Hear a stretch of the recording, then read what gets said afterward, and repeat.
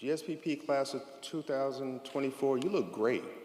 You look really good. I can see you kind of, but very colorful. Welcome to our commencement ceremony. My name is David Wilson, and it's my great privilege and honor to serve as Dean of the Goldman School of Public Policy, affectionately known as GSPP. It's okay, yeah. For those who don't know. You know, we're extremely privileged and honored to be able to be here today, be in this moment. Our commencement is taking place on stolen lands. We're benefiting from public resources. We have the privilege of learning and engaging in intellectual ways that help us inspire one another and learn from one another. And at the moment, there are masses that don't share that same privilege and that same opportunity. And so before we begin today's celebration, let's take a moment of silence to just reflect on and remember the array of injustices around the world where people are experiencing violence and suffering simply because of who they are or where they are. So we'll begin our moment of silence now.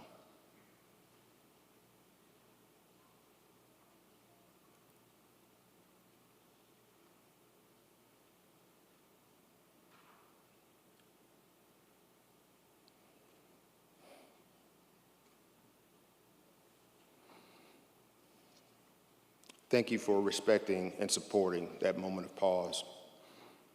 Today we're here to recognize...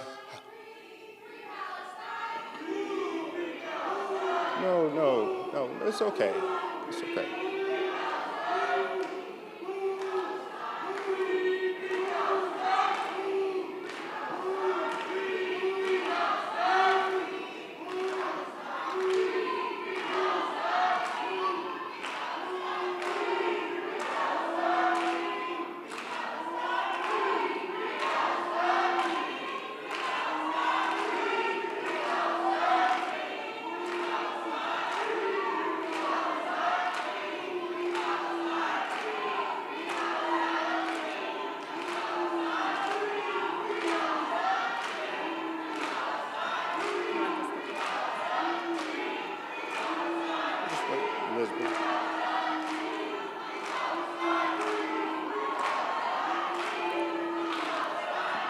To those in the audience, we hear you.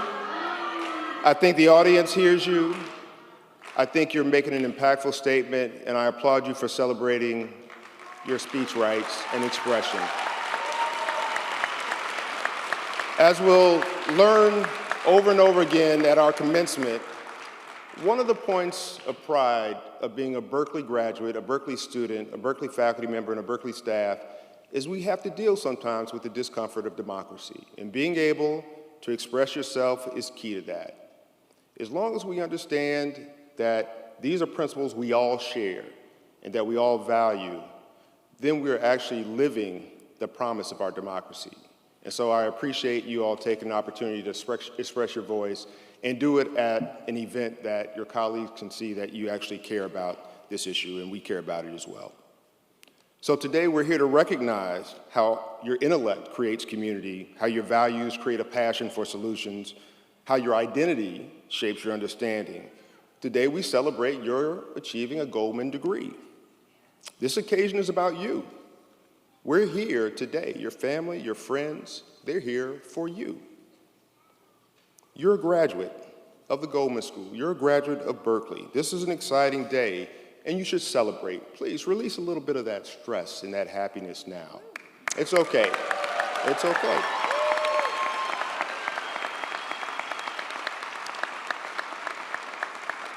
This is just a moment. It won't last forever, and you only have one opportunity to celebrate. This is history, and you can celebrate it in any way that you'd like, but we're here today with you to celebrate with you. If you want to think back for a moment about when you were applying to graduate school, when you were writing your essays and maybe feeling a little bit nervous about what the outcome might be, when you got the letter of acceptance, when you arrived here on your first day, whether it was for math camp or first day of classes, you were at the #1 school of public policy in the world. Remember the exams. Remember the papers. Remember the projects. Remember the disagreements. Remember the anxiousness that comes along with being judged and graded over and over and over again. Remember the fight for equal pay for graduate students in their work.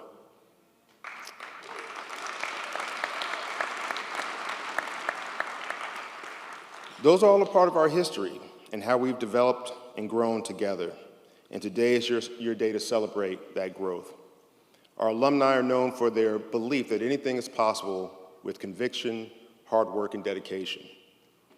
Their unwavering professionalism that complements their political conviction, and their rigorous analytic standards that they use to make good decisions about good ideas and solutions that make a difference in the world. The pride that comes with being a GSPP graduate is a bit of a golden bear ticket, as we like to say. You'll instantly connect with thousands of other graduates, each with their story about how Berkeley or GSPP helped them or failed them. No one experiences Berkeley without some reflection that asks, why did I come here? Why isn't it good enough? Why isn't it better? But ultimately, we are all seeking to establish a sense of pride in our fortified identities at Berkeley. And I can really assure you that you'll wield a great deal of influence when you leave here, and that carries a huge weight of responsibility. They'll see you as representing Berkeley. For those in this room who are still wondering what is public policy, I'll give you a few points for future dinner table conversations.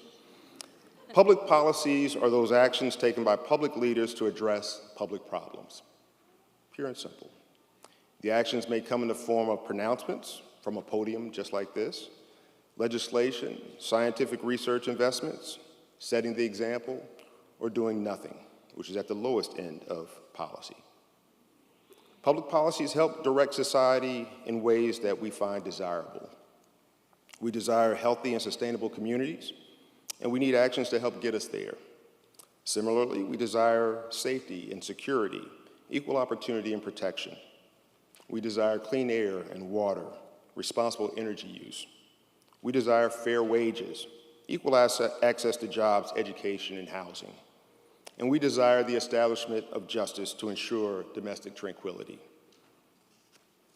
How we reach those desired ends is the hard work of public policy. It's what we learn here at Berkeley and at the Goldman School. Policies require politics, the who, what, when, why, and how decision-making. Policies require good practice, implementing and testing ideas that work for the public good and that are sustainable. It's ironic that your graduation today from our public university, which was created by public policy, is technically a policy output.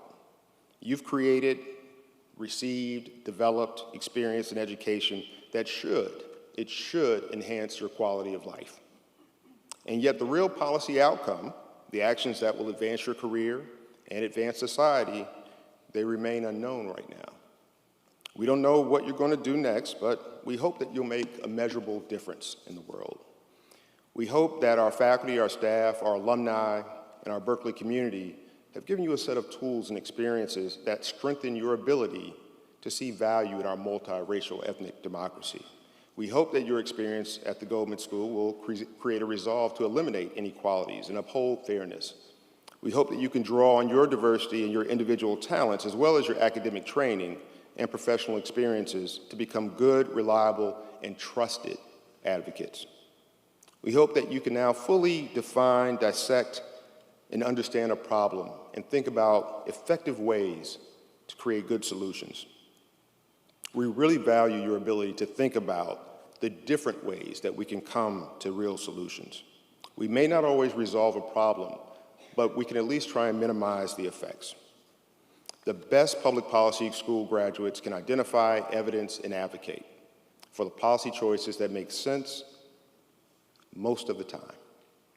And that's the real frustrating part of public policy. The policy recommendations that ultimately win the day may not be ideal. They may not be the perfect solution, but they may be the best solution at the time. And thus, training in public policy is really about learning how to solve public problems, but also the politics of what it means to offer a solution, understand its feasibility, and know when to make the best decision that will lessen the burden of the problem on as many people as possible relative to what currently exists. Problems, public, performance, politics, practice. There's one additional element of our toolkit, justice. At GSPP, we pay special attention to the extent to which policies are just. We don't simply want to see policies that work to lessen the social burden. We want the burden lessened in equitable, accountable, respectful, and measurable ways. Our orientation toward justice is grounded in our spirit of community. And despite our disagreements, our conflicts, our moments of sadness and success, and our diversity of ideas, despite all of this, we rise and fall together. That's Berkeley. An orientation toward justice is what sustains our faculty, it bonds our staff, our students, our alumni. It's what makes GSPP special. In that spirit of shared success, we promote it through practice and intellectual ideas. That spirit is the most powerful tool that you can develop at the Goldman School. How to be a community, how to work together to solve problems. Public policy is as much about the public, our public, as it is about the solutions and the problems. Lastly, there's an important lineage at the Goldman School that talks about speaking truth to power. It's a catchy phrase. It resonates with most of us because from the speaker's perspective, the truth is always clear, and we simply have to tell the powerful what it is. Know this, you already have the ability to speak truth to power. Many of you came with that ability, and you can express that ability pretty easily. But implementation is everything. I hope you've learned that in your classes. In order for the truth to be heard, one must be able to listen. There's power in listening, and that power is harder to experience when we believe our own voices are more important than others. Also, when our voices are louder, it's sometimes harder to be heard. So here's the question, in spite of how much passion, how much education, how many facts you have, how impactful will you be? That's the policy outcome that we care about. That's the one that you will have to invest in moving forward. So we like to say we provide the public with a toolkit for the hard work of democracy. We believe that public policy and what we learn here at the Goldman School is how a better future gets made. And you, all of you, the 2024 graduating class represent the notion of this toolkit. It's not just your quantitative training, your policy analysis projects. It's really about your potential. You're the best of the best. You have to believe that. And we're deeply proud of you as a faculty. Stay in touch with one another. Rely on one another. Give one another thoughtful advice. Be sounding boards and critics for one another. And most importantly, because of these troubling times, be kind. Be kind to one another. Learn to reinvest in that kindness. Find ways to reinvest in the Goldman School and those students who follow in your footsteps. And lastly, be kind to yourself. Give yourself permission to appreciate life as it comes and those who've been a part of it. Congratulations, class of 2024. Go Bears.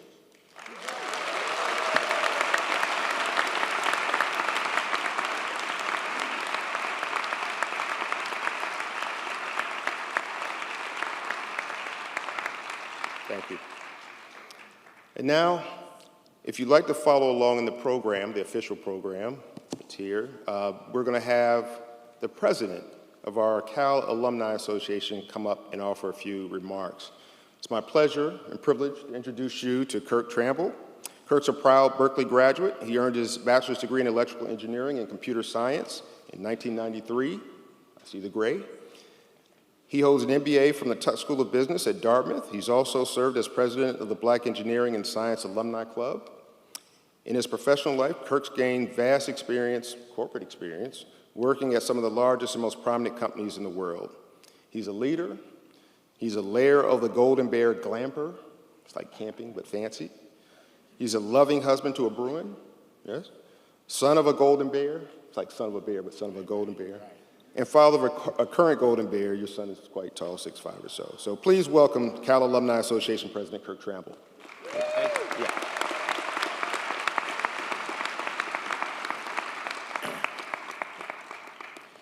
Good morning, distinguished guests, faculty, graduates, and family. As president of the Cal Alumni Association and a Cal alum, and as was mentioned, a Cal parent, it is my distinct pleasure to extend a warm welcome to the graduating class of 2024 for the Goldman School of Public Policy, or GSPP.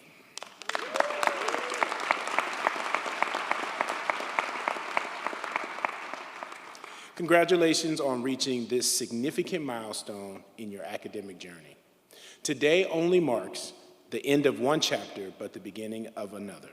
And as you transition from students to alumni, I'm thrilled to invite you to join the Cal Alumni Association. Our association serves as a lifelong connection to your alma mater, providing invaluable resources, networking opportunities, and a sense of community wherever life takes you. In recognition of your achievement, each graduate is being offered a complimentary annual membership to the Cal Alumni Association.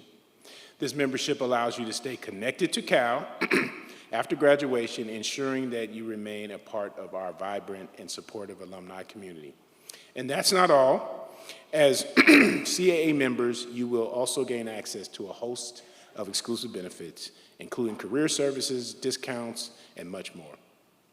For example, we recently hosted the Berkeley Creek Walk and Kingman Hall celebration, where alumni had an opportunity to reconnect with nature and fellow Bears. Additionally, our Empowering Women in Science event will bring together alumni and industry leaders for insightful discussions and networking opportunities. Furthermore, we are excited to present each of you with a beautiful lapel pin so that you can proudly display your Cal pride wherever your journey may lead. You can pick up your lapel pin at our table at the reception following the ceremony, where you can also learn about how to join alumni chapters, participate in events, and more. Congratulations once again, graduates of the Goldman School of Public Policy. Welcome to the Cal Alumni Association family. Fiat Lux and Go Bears.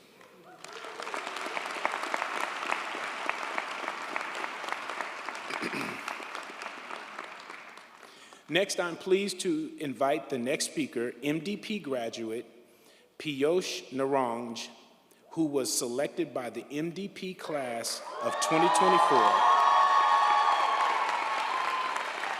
as their student speaker.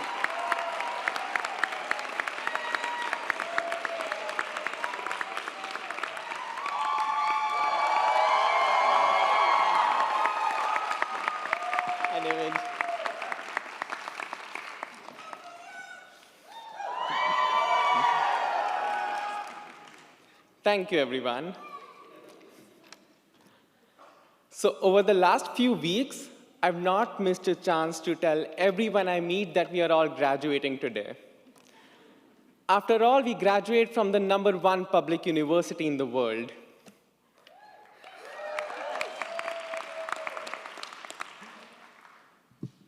But each time someone new asks what I'm graduating in, and I say development practice, I'm met with a pause, a thoughtful look, and then almost invariably a question. Oh, but what is development practice? In a split second, I would start thinking about every big word I've learned. Systemic change, welfare economics, global equity, thriving leadership, and so on. RCTs, yes. This question would become as expansive as it is essential. So I stand here today on the shoulders of giants, 22 incredible individuals who took the plunge to find the answer to this question along with me. Over the last 2 years, these individuals have spent countless hours reading books, analyzing frameworks, taking classes from public health to data sciences, from politics to renewable energy, to answer this question along with me. And like all great stories, ours too has an epiphany, a cliched one. The answers we sought were never just in books, they were in the people around us. I've been struck by how simple radical change looks like. standing here with childish wonder, what could be more powerful than what was here all this while? So I say that today, development is the radical act of building communities that care. Development in practice today looks like building flourishing communities that believe in collective power. And if the last 2 years are anything to go by, MDP class of 24, you embody this very radical act of building communities. I would like to request my cohort, the MDP class of 24, wherever they are, to raise their hand up high, proud and beaming.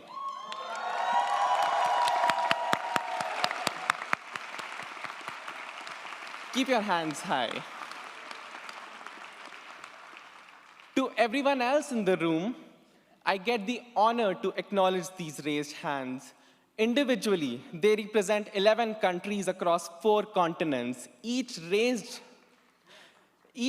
in an environment not connected by time, language, or culture. This is a cohort of bankers, teachers, lawyers, financial consultants, data scientists, researchers, and now proud development practitioners.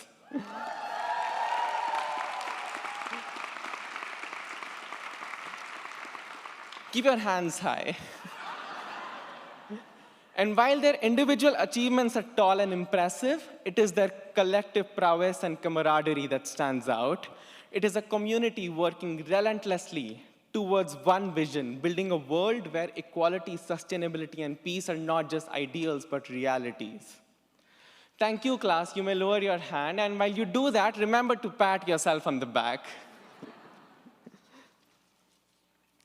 MDP class of 24, you're a community like no other. You're a community because while you care about the big things of the world, you also care about the little things that matter. Witnessing all your capstones come together was a near overwhelming experience. In just 2 hours each week, it would become a masterclass on a wide range of challenges, from electrifying vehicle fleets to strengthening rural governance, enhancing teaching and learning in schools, transforming food systems, and so much more. You started legacies like the Mexico Development Lab,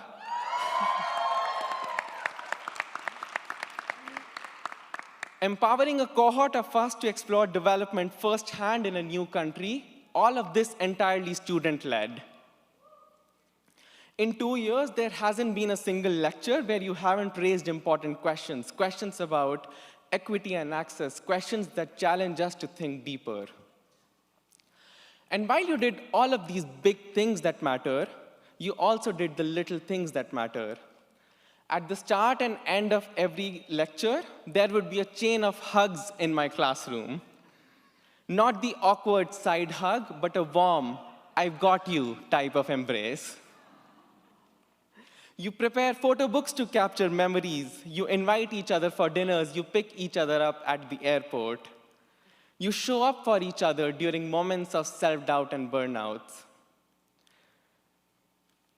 MDP class of 24, you truly are a community like no other. So I've begun to think, what if development did this? What if it taught you to build communities that come together over shared visions, joys, and hardships? If this is what all of us could do together, I imagine what thousands and hundreds of thousands of communities like ours could do to reimagine development, to literally redraw what the world looks like today. And we have seen this in action right now, when student communities in the US, including here on this very campus and this very hall, stand up for the rights of Palestinian children and citizens.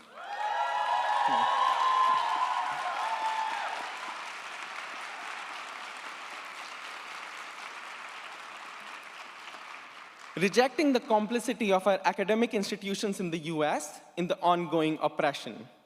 The student communities show that advocating for justice has nothing to do with political left or political right, and can be done peacefully yet powerfully. To David, Michelle, Krista, Tina, and Lilia, thank you for nurturing this community.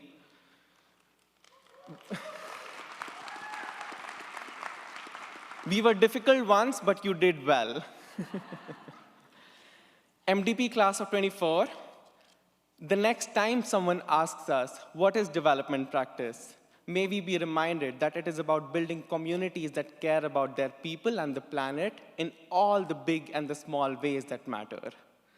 Congratulations once again for graduating with a master's degree and a lifelong community. Go Bears.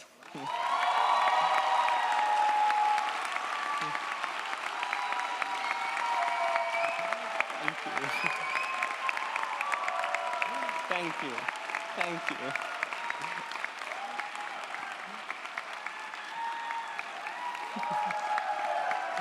Thank you.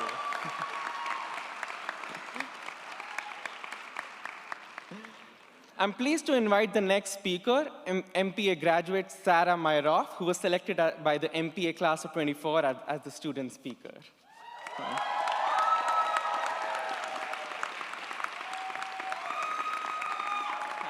Thank you. Yeah.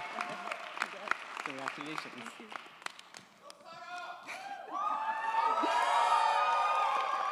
Good morning. I practiced that. Thank you, Piyush, and thank you to the family members, friends, faculty, staff, and honored guests who are here with us today, as well as all of those who are here with us in spirit. You have each given of yourselves to help us reach this moment, and we appreciate you more than we can express in words, so thank you. To my own family who did not know that I was speaking today, surprise, I love you. To my fellow graduates, congratulations, you did it. I wish you could all see yourselves in your caps and your gowns and your smiling faces. And to my MPA classmates, wow, we have shared some major milestones this year. Some of us have brought children into this world, including Holly, who is here with her 8-day-old son, Eli.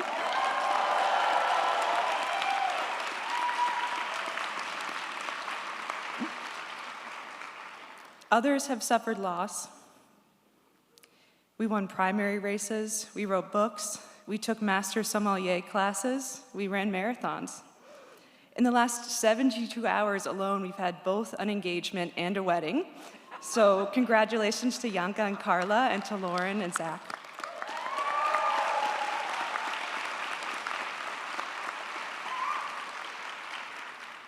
But as we've approached this final milestone of graduation, I've been reflecting on the beginning, on being locked in a windowless room together all summer long, drawing supply and demand curves, on long nights of karaoke led by our karaoke queen, Janar,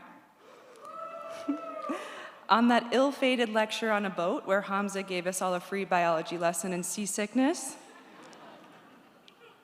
But the truth is that my most vivid memories of those early days are of feeling very afraid. I remember walking to campus for the first day of orientation with questions racing through my mind, like, what if I'm not smart enough to succeed here, to start a new career?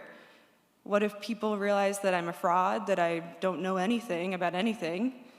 You know, I've never done anything like this before, and what if I can't do it? And then I remember stepping through the doors of GSPP with my hands still shaking like they are now. And I remember meeting Wen. Like me, yeah, go Wen. Like me, Wen was in a new place where she knew absolutely no one. And unlike me, she was also extremely jet-lagged from her flight from Beijing. But she made a point of introducing herself to me and immediately making me feel at home. And at first, I thought I had just gotten lucky meeting Wen, but then I met Sky, and then Gila, then Maria, then Miles, then Nielton, and it slowly dawned on me that I was sitting in a room full of deeply kind people.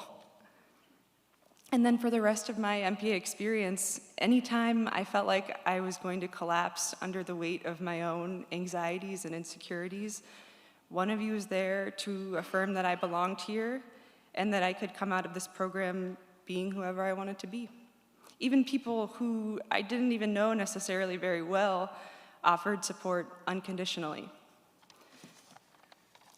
But it's not just that you're all nice people. I could give a long speech about how kind all of you are.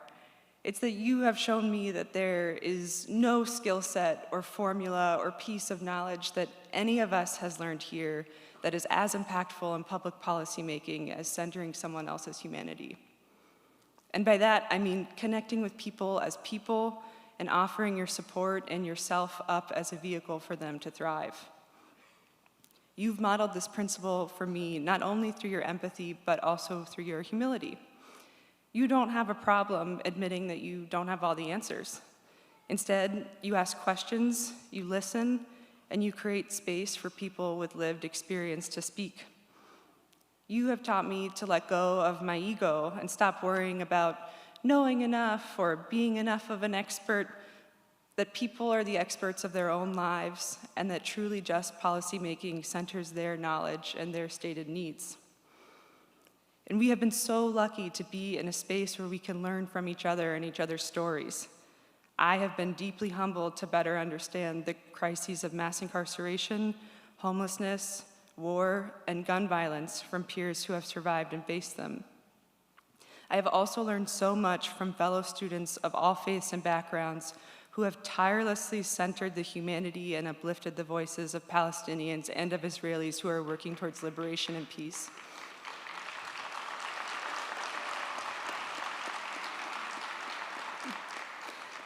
Finally, I am grateful to those of you who have modeled how to hold space for the humanity of people that you are in conflict with, that you disagree with, even when this disagreement is profound, and even when you're working through trauma of your own.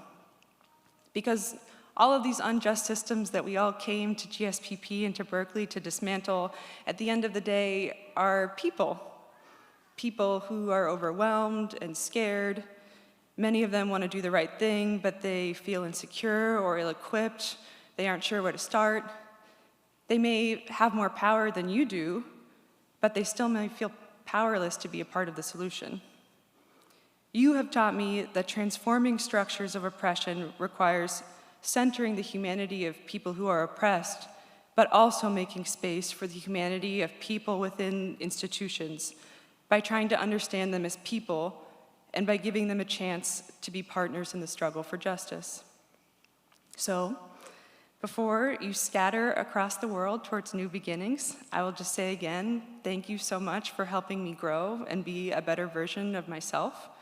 It's been a true honor and a joy to learn from you and laugh with you, and I look forward to cheering you on as you continue to lead with humanity and with love. Thank you.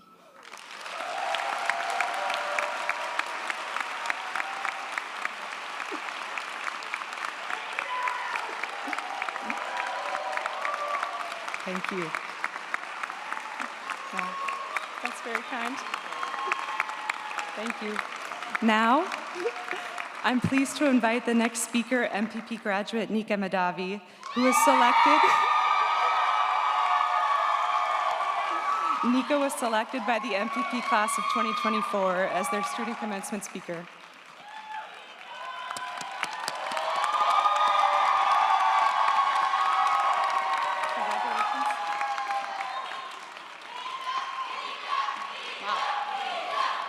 Thank you.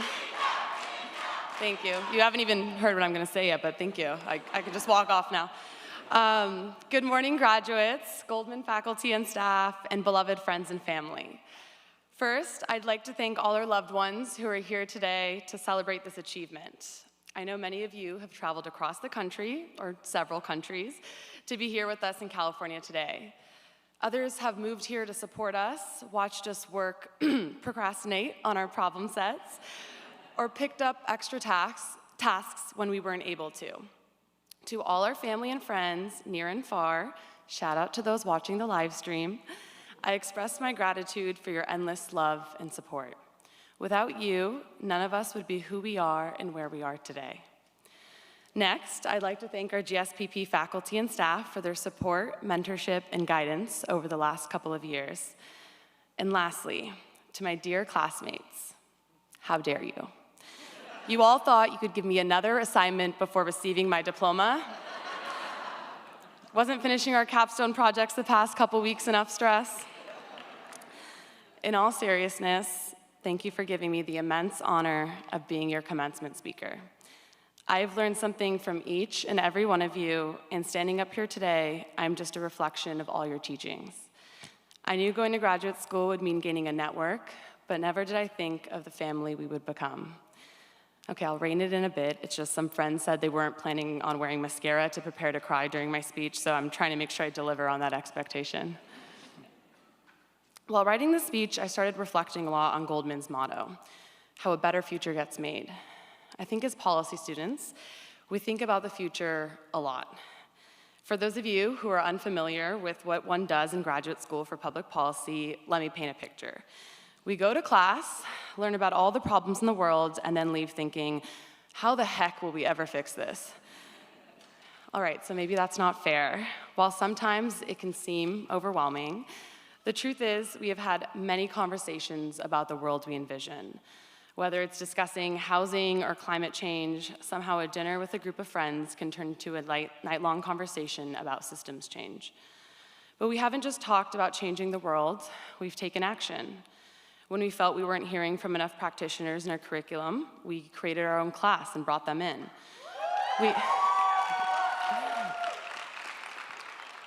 We continued to host our annual Students of Color in Public Policy, Race and Policy Symposium.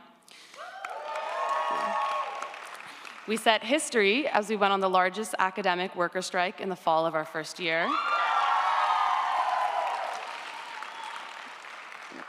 We've gone to rallies and protests together. We attended the sunrise ceremony at Alcatraz to support our Indigenous brothers and sisters, and we've shown up at the Gaza Solidarity Encampment. When our communities have called upon us, we've shown up. Speaking of community, we've taken time to cultivate ours. From Halloween parties to birthday parties, we've never missed a chance to celebrate. Goldman's very own soccer team, the Social Safety Net, won our league this year, Go Net. The guys actually wanted to do a whole bicycle kick routine, but I didn't want to accidentally take out any faculty on stage. So.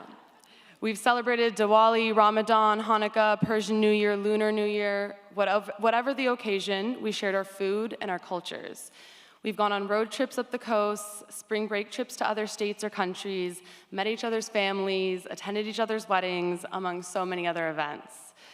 Honestly, we've been so busy the past couple of years, it's amazing we somehow made it to class. But we have created a community that knows no borders, no color, no religion, no class. We have created a community that I know will last. I didn't mean to rhyme there, but here we are. Of course, I can't talk about the future without talking about uncertainty, fear, and challenges. Back in the fall, despite thinking I was a healthy 28-year-old, I received a stage 3 cancer diagnosis. I debated a lot whether I wanted to include this in today's speech. Is it too personal, too sad? But the reality is, this is a story of hope. And the truth is, my cancer journey and treatment has not been about me. Whether you're a professor, fellow student, or a loved one who wrote me a card, cooked me a meal, sent me a gift card or text message, prayed for me, or just spent some time talking with me, thank you for affirming that my hope in humanity is not misplaced. We are stronger, more resilient, more powerful with the love of our community. And the truth is, we are all loved more than we can even imagine. I wish it didn't have to be in times of sorrow to be reminded how much another's well-being is bound to our own. On that note, it is not lost on me the privilege I have as an Iranian-American woman to stand up here and speak while the regime in my homeland imprisons and kills people for simply speaking up against human rights violations. And why travel so far? Institutions in our own country have attempted to silence university students who dare to question why our university systems spend billions in weapons manufacturers to kill innocent Palestinian civilians and destroy hospitals and universities halfway across the world. Oppressive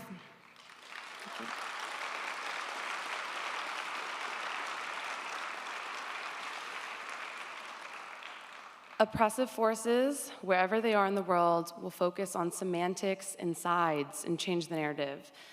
They will make us believe that we, the people, are fighting against each other. Do not let these forces distract us from the humanity and what we know is true. Collective liberation is recognizing that systems of oppression are all intertwined. It means my freedom does not come at the expense of yours. It means none of us are free until all of us are free.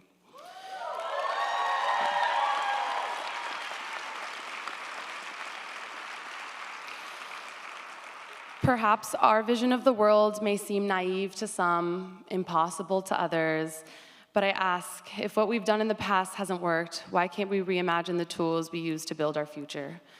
Today, I showed up in the only way that I know how, as myself.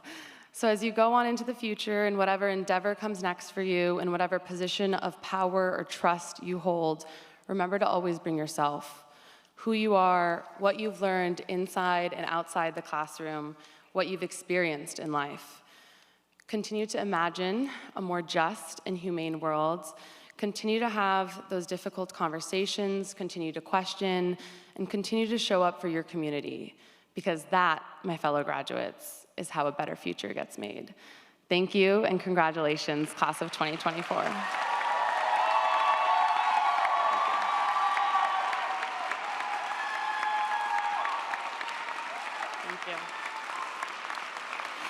I am pleased to invite the next speaker, Professor Angela Glover-Blackwell, who was selected by the GSPP class of 2024 as our faculty speaker at Commencement.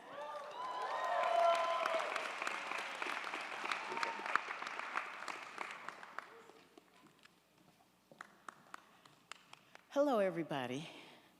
I'm Angela Glover-Blackwell, and I'm a professor of practice here at the Goldman School.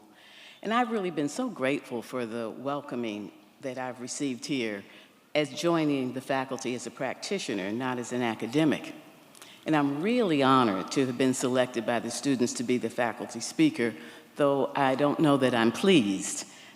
It's a tough time to speak to graduates. These are challenging times, and they're very challenging times for entering your adult life, your work life, your career.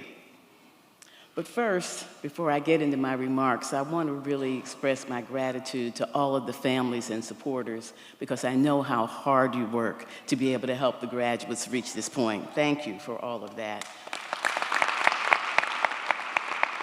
And I want to congratulate the graduates. You have worked so hard to really get a graduate degree, to be able to add to your skills and your abilities, to be able to make the change you want to make in the world. We are all so proud of you. I entered my adult life in 1968 with a degree from Howard University in hand. I entered as the civil rights movement was transitioning to the Black Power movement. 1968 was when the Reverend Dr. Martin Luther King Jr. was assassinated. It is the year that Robert Kennedy was assassinated. It is the year that Tommy Smith and John Carlos raised their fists at the Summer Olympics. The year that the protests against the war in Vietnam really began to get huge momentum.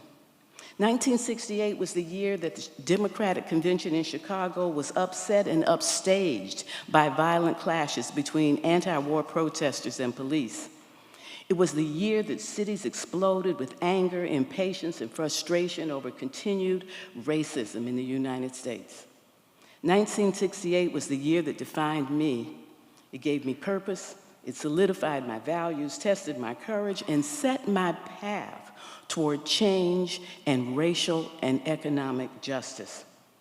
But life's journey can push us away from the insights we gain during the struggle.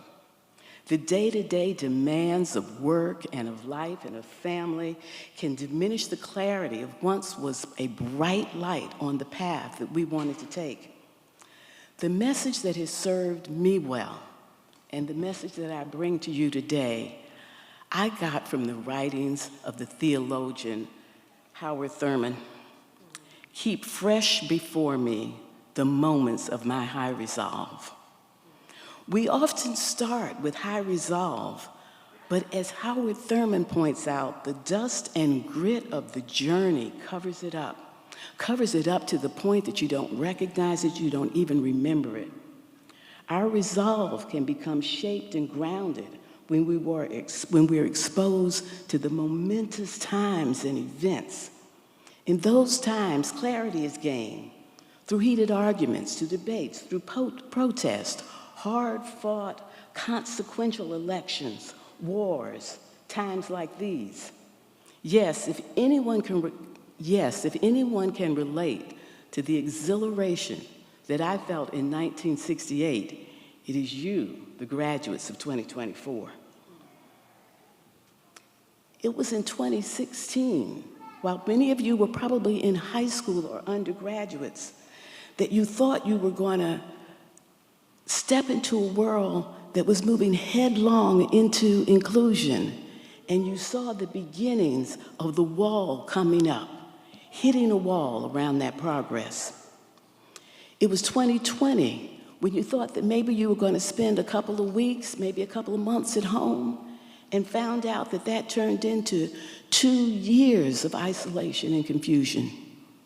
It was also in mid-2020 when your racial justice credentials were awakened and tested around the murder of George Floyd and the emergence of the Black Lives Matter movement. In January 2021, you saw the nation's capital attacked, and now you are faced with having to wrap your heads around the war on Gaza and the possibility of authoritarian rule in the United States, a place that has served and been thought of as a bastion of democracy. Those acute events make you think deeply about who you are, what you believe, your values, what's really important. In these times, you do not want to be a mental bystander. To actually struggle through these times will bring your resolve into high relief. It is through struggle and engagement that you are able to see the brightness of resolve and understand its ability to guide your life. Please know that being forced to think hard about what you believe, what you value, how you want to show up in the world is only helpful. Do not shy away or hide from the challenges of challenging times. Life is much more meaningful when you can live it with resolve.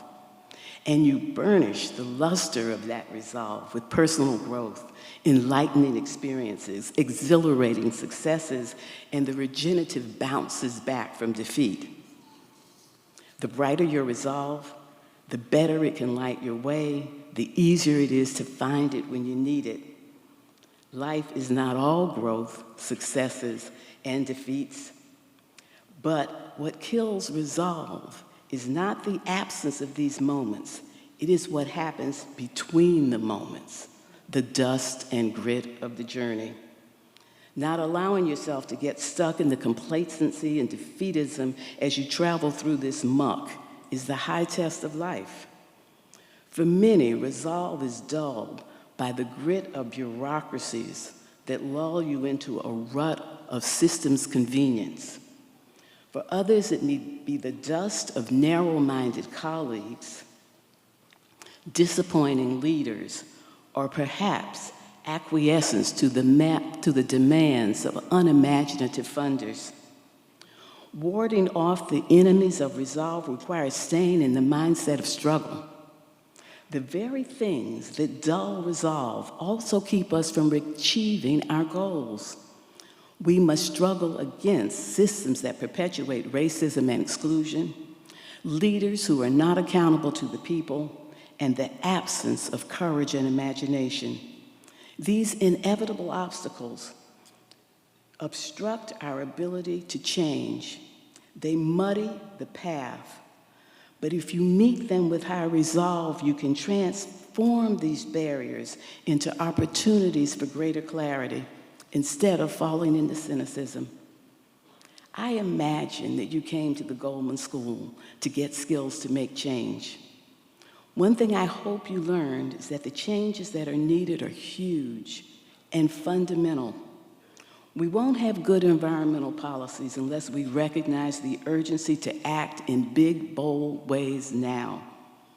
We won't have policies that serve human flourishing until our systems truly value those who have been kept behind. And we will not have a democracy that lives up to its promise unless we invest in building a thriving multiracial democracy. We cannot achieve these goals with tweaks. These are not simple adjustments.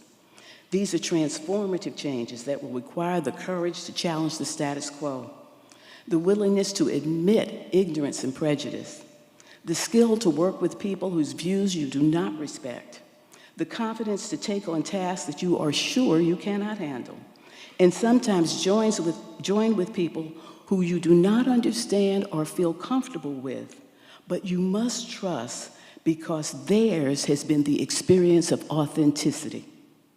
This work, the work of advancing good public policy, requires resolve, high resolve.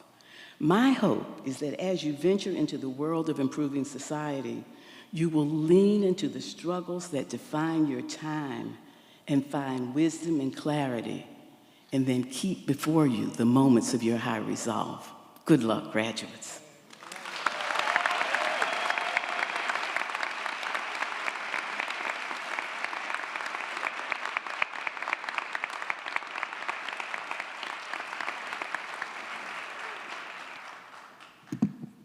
Thank you, Angela.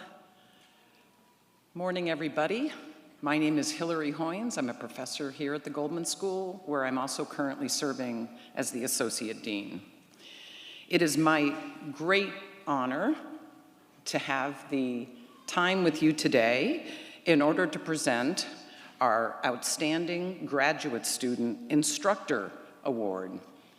This is something that we do at Commencement every year, where we make an award to a graduate who has worked as a GSI, graduate student instructor, for a Goldman School course. It's one of the really unique things about our program that so many of our graduates engage in the educational mission of the university.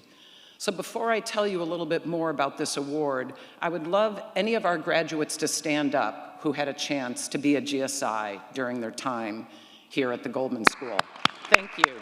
Thank you very much.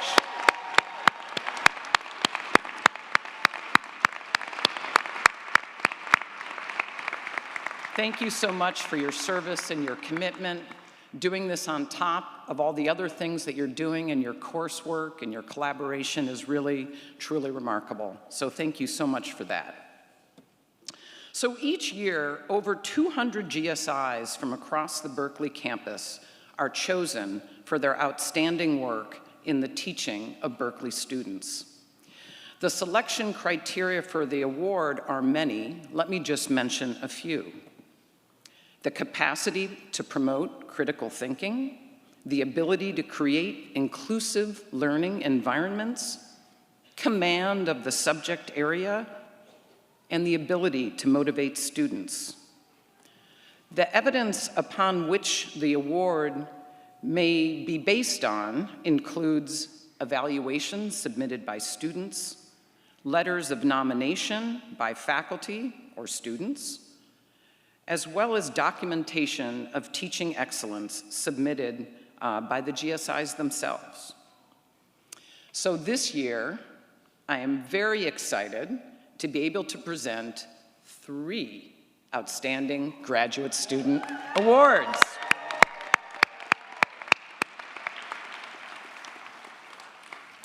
So Graduate Student Award number 1. I am pleased to present the first award to MPP graduate Jay Anderson.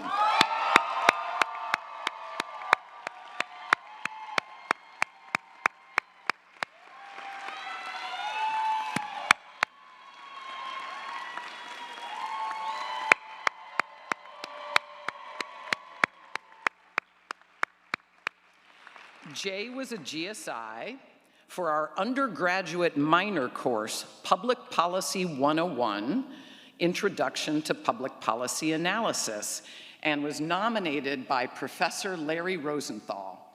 Jay, it's so good to have you. Not yet. So I'd like to share a few things that Professor Larry Rosenthal included on his effusive nomination statement. Quote, Jay is a brilliant teacher and deep-thinking policy expert who brings his very fortunate students an extraordinary intellect and unparalleled enthusiasm.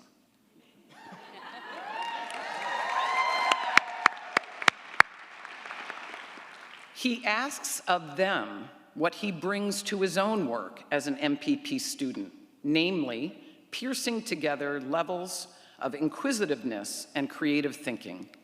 Jay is also an invaluable team member, sharing nothing but empathy and support with the PP 101 teaching crew. I will greatly miss working with him after his graduation and wish to honor his devotion to the field of public policy and the Goldman School's mission. Jay is a quintessential candidate for our Outstanding GSI Award. Congratulations.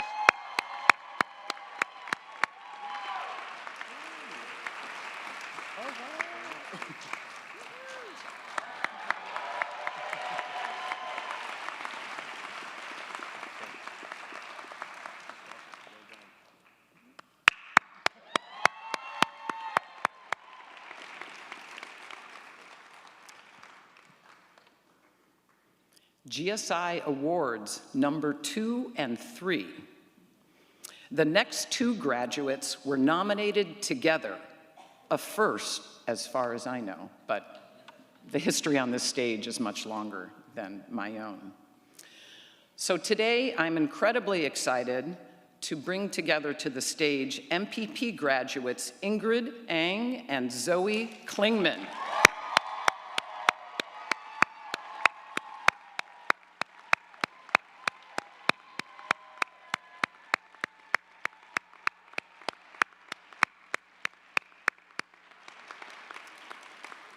Ingrid and Zoe were nominated by Professor Jack Glazer for the Quantitative Methods Core Course in the MPP program, otherwise known as Quant.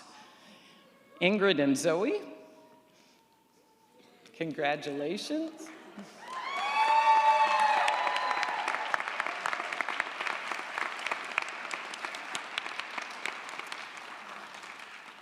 So once again, from the effusive nomination statement, this one from Professor Jack Glazer, quote, I would like to nominate Zoe Klingman and Ingrid Ang together. They worked seamlessly as a team. They were GSIs in fall 2023 for the fall course of the quant sequence, PP 240A. They were timely in all of their work. More importantly, they were an excellent and receptive resource for students in the class. Furthermore, they produced answer keys for problem sets and exams, everybody's favorite, that were exceedingly thoughtful, clear, and informative. They provided helpful feedback to me, Jack Glazer, on class materials, and they were exceptionally professional. Thank you so much.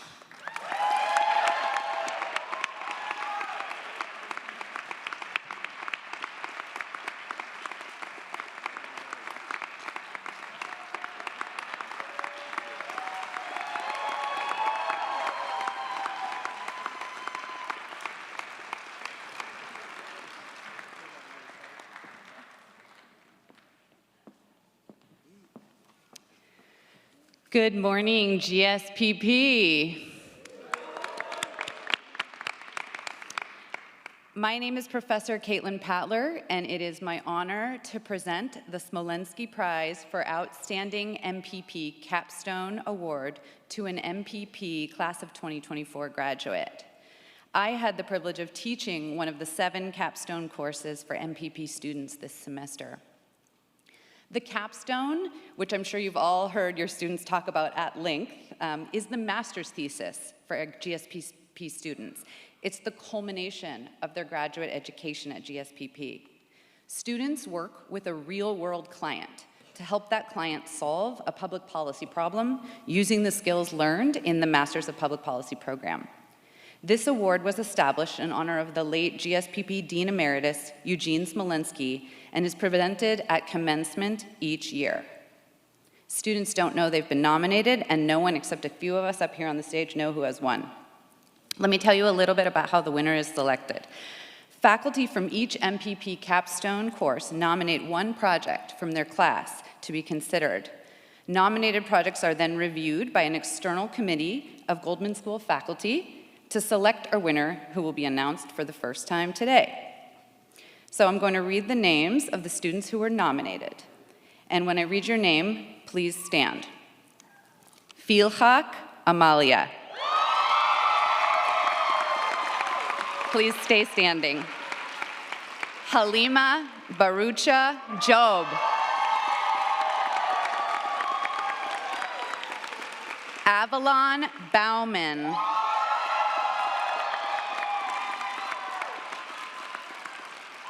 Catherine Cohn.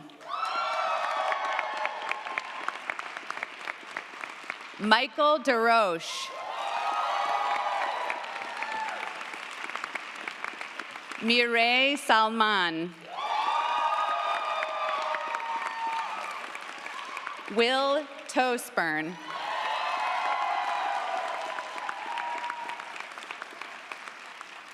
Are we ready? Okay. I am very pleased. It's my honor to announce that the MPP 2024 graduate selected for the Smolensky Prize for Outstanding Capstone is Filhak Amalia. Please join me on the stage, Filhak.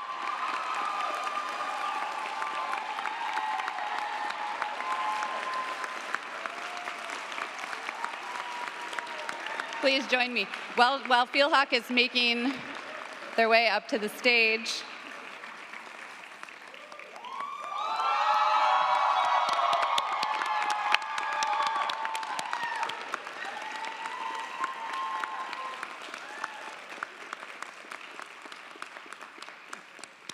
all right.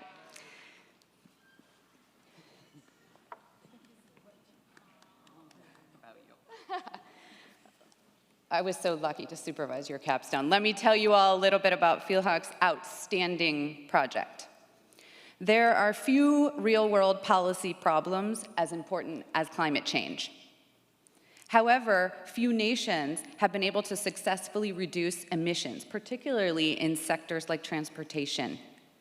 While the transition to electric vehicles, or EVs, is a very promising pathway for decarbonization, costs of ownership present real barriers to mass uptake. Despite its size, the country of Indonesia is the 7th largest emitter globally. While it has signed on to the Paris Agreement, its policies currently fall short of achieving emission reductions targets. In fact, under the status quo scenario, Indonesia would not meet all of its 2025 targets until as late as 2060. This is where Filhak's exceptional Capstone project comes in. The project is titled Driving Toward Transportation Decarbonization, Policy Strategies for Accelerating Electric Vehicle Adoption in Indonesia. The client was the Reliable and Appropriate Energy Lab here at UC Berkeley and the Sustainable Energy System and Policy Research Lab at Universitas Indonesia. This exceptionally rigorous, ambitious, and skillful project involved 3 phases of research. Each alone could have been its own capstone. I told you that all semester, but you stuck with it.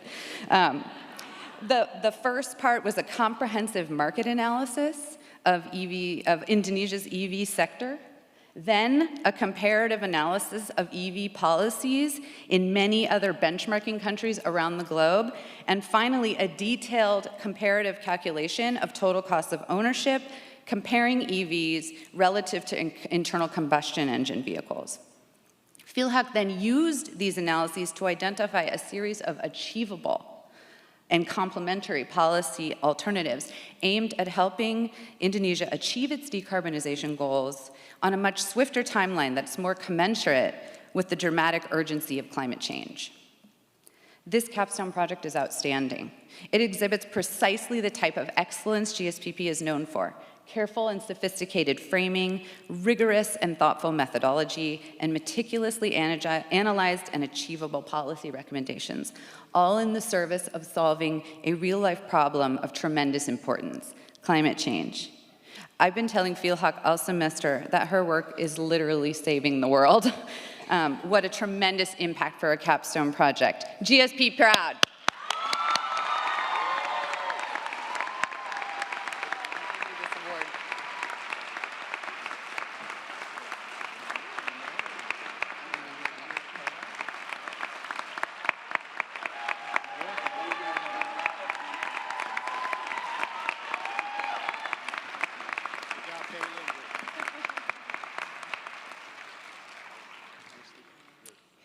My name is Erica Weisinger, and I am thrilled to present the Bardak Prize for Outstanding Capstone of a Master's of Public Affairs graduate. This semester, I had the privilege of teaching one of 4 capstone sections for MPA students. The capstone for MPAs is their culminating project for their time at GSPP. Students work with a real-world client to solve a public policy problem using the skills they've gained in the MPA program. This award was established in honor of Professor Emeritus Eugene Bardak and is presented at commencement each year. Faculty from each MPA capstone section nominate one project from their class.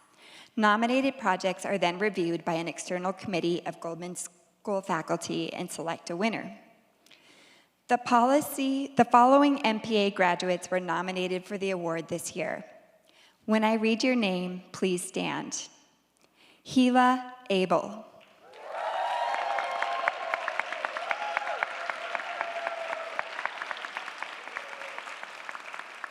Shino Sato.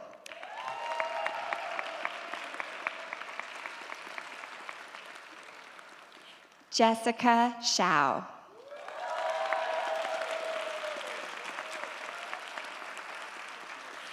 Anjali Nambiar.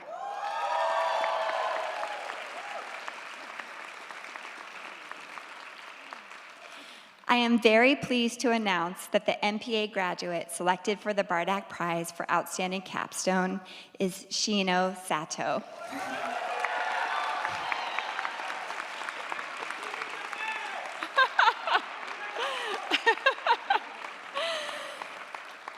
So Shino had to return to Japan prior to graduation today, so we're presenting her award via live stream virtually. Shino's client was the Center for Environmental Public Policy here at GSPP. Shino's capstone, well, let me start by saying I think Indonesia is in really good hands because Shino's capstone was about strategic planning for the decarbonization of Indonesia's power sector. So once folks are plugging in all those EVs, you'll be glad to know that with Shino's guidance, the EVs will be powered not by coal. So she examined Indonesia's transition from coal dependency, crafting scenarios for decommissioning coal-fired power plants. She evaluated the costs, environmental impacts, and employment changes associated with each approach. Using Bardak's 8-fold path, Shino constructed scenarios, weighed policy options, and considered how outcomes would align with broader international climate goals. The heart of her analysis was in step 5, project the outcomes. Shino shows that an accelerated phase-out of coal-fired plants would reduce carbon emissions while aligning with international climate goals.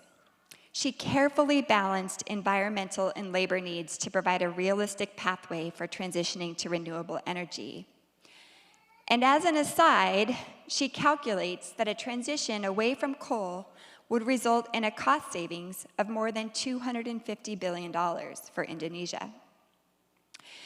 As her client David Woolley notes, this is an important lesson for Southeast Asia and for other nations that continue to use coal to generate electricity. Shino had many superpowers that helped her write this outstanding capstone. Not only does she have a brilliant mind, but she was incredibly collaborative throughout the semester. Our sections are structured in a way that everybody provides feedback on each other's work. And our section was especially opinionated. Opinionated about how Shino should go about doing this work. So on day 1, Hamza took her aside to talk about the political context in Indonesia.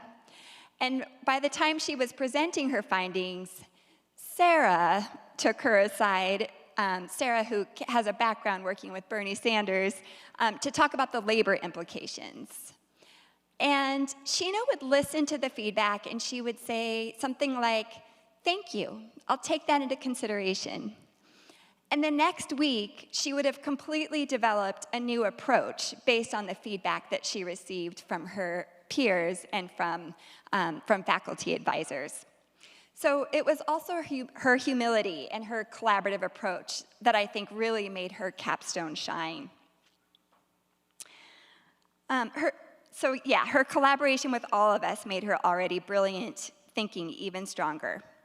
I don't know about you, but when I think about existential threats like climate change, I will sleep a little better at night knowing that brilliant scholars like Shino and so many people in this room have put in the thought and the ability to really think through solutions that can help make the world a better place, solving the most pressing issues of our time. Congratulations, Shino. We are so proud of you.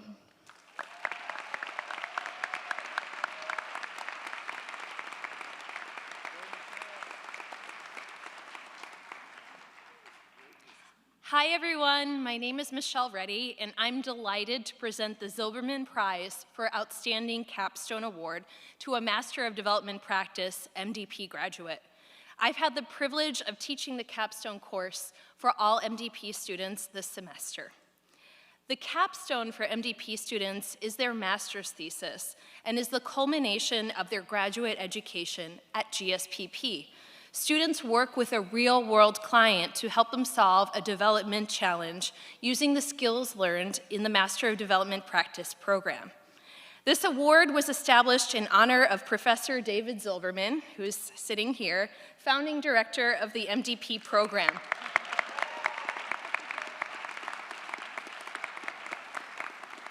And is presented at commencement each year. How are the award winners selected? It was such a hard process this year. I would come to class and say, I have no idea, there are so many great projects. I can't identify which one or which, the several that will stand out. So I asked David for a little bit of help.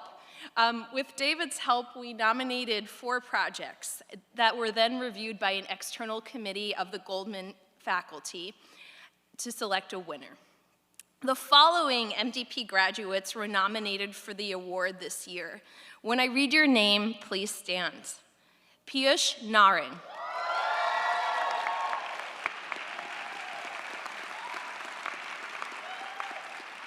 Sumate Pruik Rudi.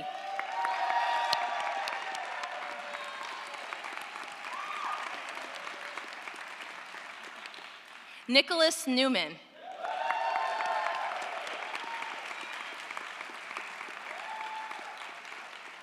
Catherine Egger.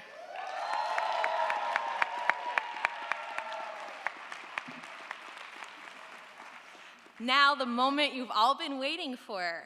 I am very pleased to announce that the MDP graduate selected for the Zilberman Prize for Outstanding Capstone is Piyush Narang.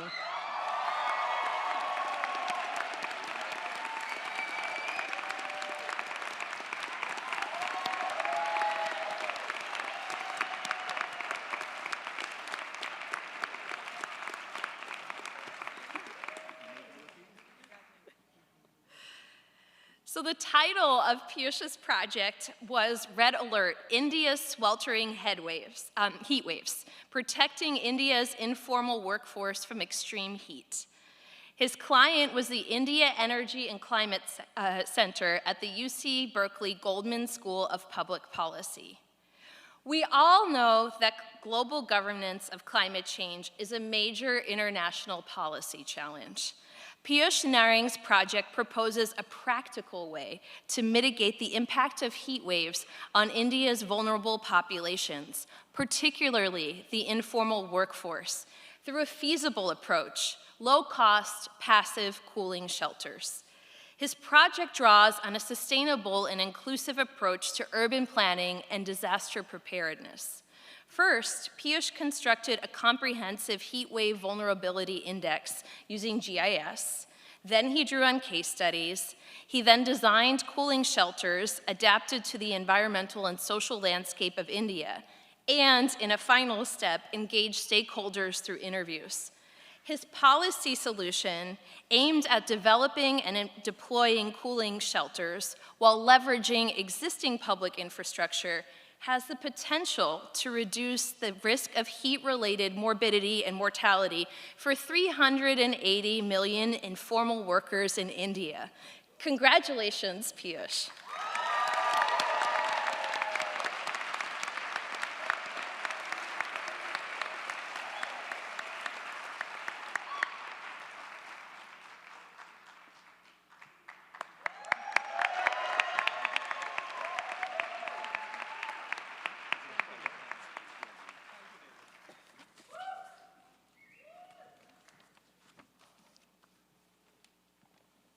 Very good. Give another round of applause for all of our outstanding projects.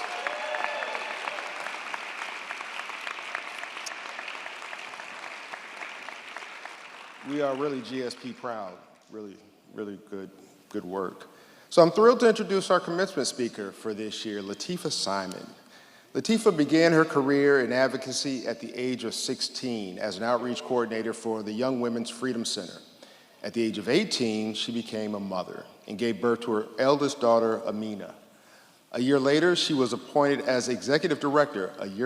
She was appointed as executive director of the center and spent the next decade earning national acclaim for advocacy on behalf of marginalized young women.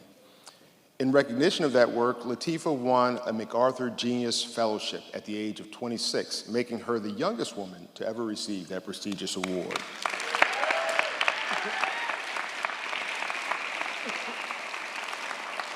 Currently, Lateefah is president of a donor-advised medal fund that invests in communities and leaders on the front lines of the social justice movement. She's a 25-year veteran, organizer, and nationally recognized advocate for civil rights and social justice.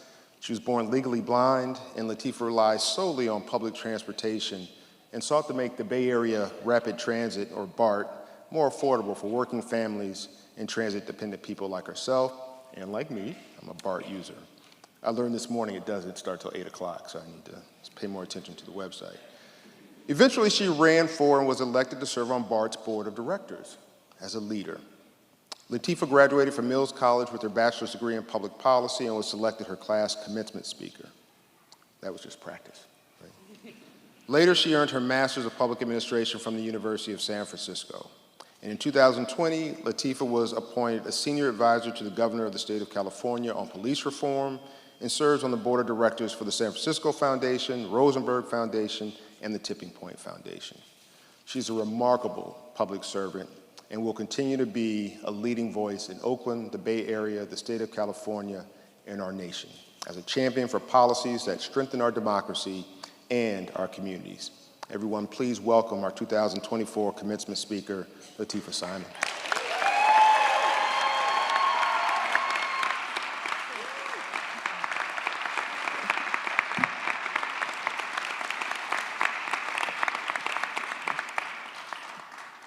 Good morning, Bears. So much has been articulated this morning, and like so many of you, especially those of you in the back, I have tears in my eyes. It's a very, very beautiful and marvelous day. Before I begin, the mother in me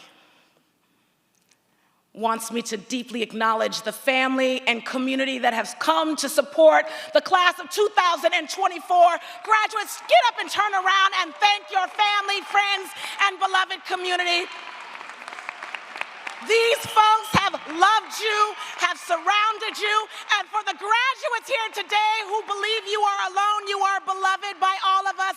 Thank you so much, family. Thank you so much, community. Thank you so much to the scholarship, the love, and the deep prayers that have brought us all here today. Thank you so much. We ain't nothing without our people, right? I mean, where do I even begin? Class of 2024. Where do I even begin? But first, I should thank Dean Wilson and the faculty. I want to thank the students who trusted me with these few moments today. You could have asked for anyone to be here, and they would have all accepted. I'm very clear. Yes, I'm a cyclone. I'm a graduate from Mills College. I'm also a Don. But millions attempt to be bears and only few are accepted. Am I right? This honor that you all have bestowed upon me on one of the most important days of your life, I take deeply serious. I also acknowledge that May 19th is the birthday of the beloved son of one of the greatest movements in this country and the world, El-Hajj El-Malik El-Shabazz. It is the birthday today of Malcolm X.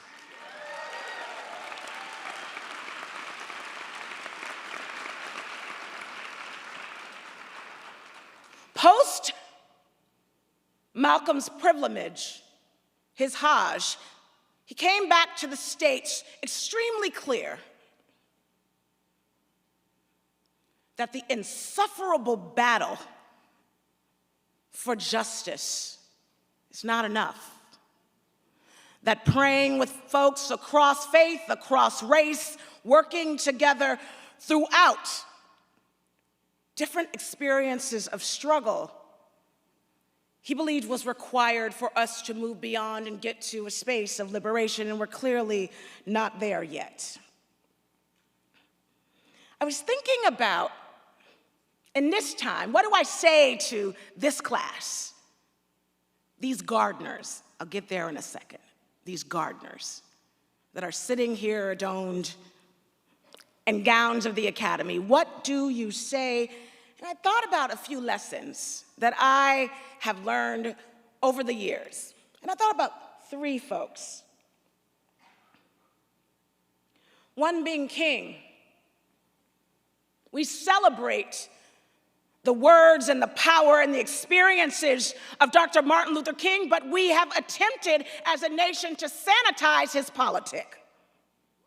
King was very clear in many of the sectors that we are all fighting for and with, but he was clear on one thing about war. He said, I consider war to be evil, and that I must cry out when I see war escalated at any point. Let us be like King.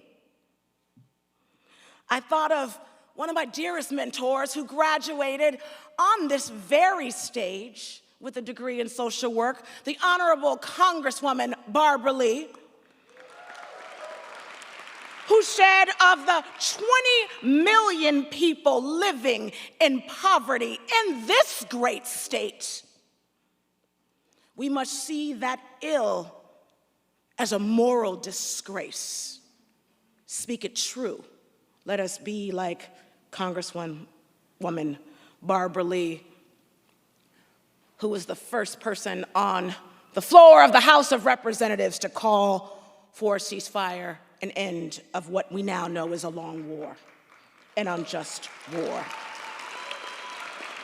Let us be like Huey P. Newton, who understood that the power of the academy dwarfs the power of the poor. Let us be clear that we must be like Huey. We must think of ourselves like Marion White Edelman, who for 50 years of her career as a warrior for poor children refused to concede to the factor, to the promise of capitalism that some must not eat. Let us be like Marion, who said that every child deserves everything. Let us be like Miriam, and in a world filled with stifling division, deep, profound hate, rapid inequality, prolonged injustice at the expense of children, with the democracy on the verge of breaking in half, like splitting a wood ruler, words of wisdom, my siblings, are hard to come by. We are, in fact, celebrating today, but we are weary. But one thing I know is that we are not weak. Do you hear me, class of 2024? We are in this space where you all are graduating First of all, reading a speech at this time, I don't want to read my speech. Can I just talk to you guys? At a time in this country, let's move back from this country. Let's actually talk about Alameda County, where many of you all traveled from around the world. Give so much love to our international students. So much love from our students who traveled from four corners of the world. So many of us traveled from the South in this great nation, from the North and from the East and the South, and those of us in the West who made it our life's purpose to be gardeners. Yes, faculty, I'm going to quote Tupac. Roses do come and grow from the concrete. But for that beautiful flower to bloom, there have to be silent gardeners. In a time where you are told no for being dreamers, both on this campus and throughout, in a time where you actually know and understand that that moral arc is center, and with your tools that you have learned from this place and from the prayers of your grandmother, I will tell you, graduates, you will be gaslit in every single institution that you come to, saying that we can change the world, that children deserve to eat, that elders deserve to live their lives with dignity, that mothers deserve to breathe air that is clean. You will be gaslit because you, in fact, understand what is possible. This is a generation of thinkers and of doers. I see a few aunties in the back, and they're saying, who is this woman? I don't exactly know how I was chosen to be here today, but I came to tell a story. I'm going to tell you a little bit about myself and how I know these things to be true. I was a teen mother, and I lived in public housing in San Francisco. I was on juvenile probation as a young person. Clearly, I know firsthand that the justice system doesn't work for folks in this country. I got the opportunity, with the baby on my hip, to run a small organization now named the Center, the Young Women's Freedom Center, essentially a Highlander center, a political space for young women and girls who have been in prisons and jails without a college degree, but with a baby and a lot of experience and a lot of trauma and a lot of hurt, but a lot of revolutionary politic. I helped to create a movement in this country led for and by previously incarcerated young women and girls and their trans siblings. It is a multi-million-dollar annual institution that is pushing the boundaries of what lawmakers should do. Many of you will be working for NGOs across the nation, and you will be told by your supervisors, if you're not already the supervisors, that that'll never work. This public policy remedy has been tried before. When I talked about those three folks that I want to lift up in this moment, I think about Congresswoman Barbara Lee. And I think about when she got on that House floor and demanded that the United States Congress invest in the lifeblood of folks who were living and dying of HIV. And I know that the Calvary isn't coming to save us. We should be like Lee. The Calvary is not coming to cool down the earth. The Calvary is not coming to figure out ways in which folks who are sleeping outside on the concrete right now, all 7,000 of them in this district, the Calvary will not create housing opportunities for them. The Calvary will not figure out an opportunity for foster care youth to be guided through a system that was made, in fact, to problematize their brilliance. The Calvary, I argue, today is you. You hear me? The Calvary is us. It is us. Running the Young Women's Freedom Center for years, I learned that simple solutions to old problems, bring about just changes. In my time running that organization for over a decade, we decreased recidivism amongst young people who the probation department could not help by over 90%. Now let me tell you, how do you keep people out of jail? You give them housing, love, second sometimes and third chances, knowing and understanding that when you invest deeply, we see progress. It was a young woman about 39 years old who was running the district attorney's office. She saw what we were doing. Her name was Kamala Harris. I don't care what you think about her politically, but she hired me. I had no college education, and she said, I want you to do what you did out there in here, because the power of the elected is where change can happen. She asked me to put down my bullhorn. I still have it in my closet.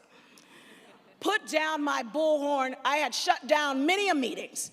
But she asked me, you can continue to beg folks in power, the elected, the wealthy, to shift and make the change for the folks that you care so much about, or you could do what some rarely want to do and go on the other side of the dais.